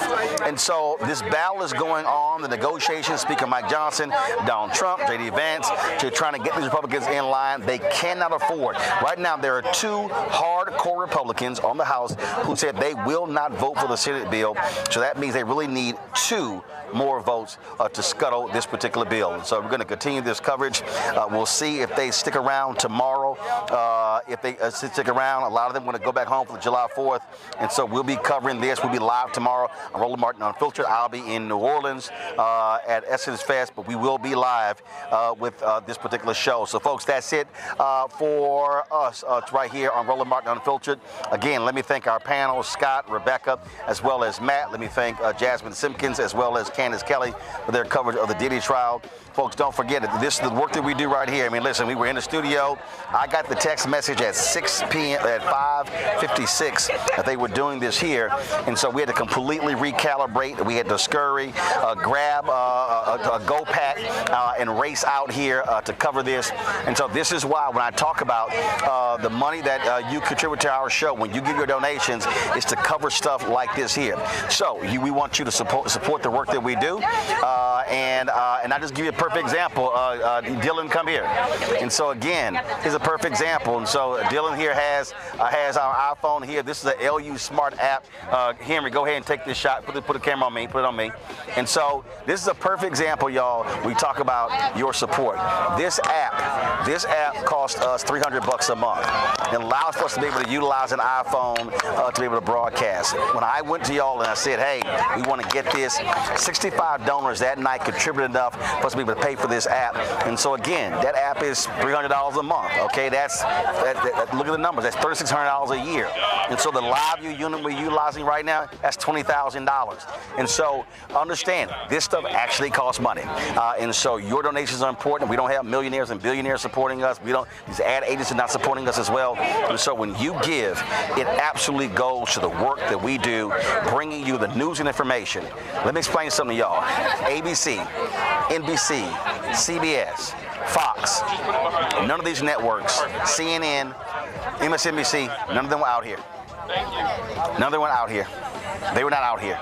And so your support of our work is critical. And so please join our Brain and Funk fan club. You want to contribute via Cash App, use the Stripe QR code. You see it right here on your screen. Go Roland Martin Unfiltered or BlackStarNetwork.com to get the link.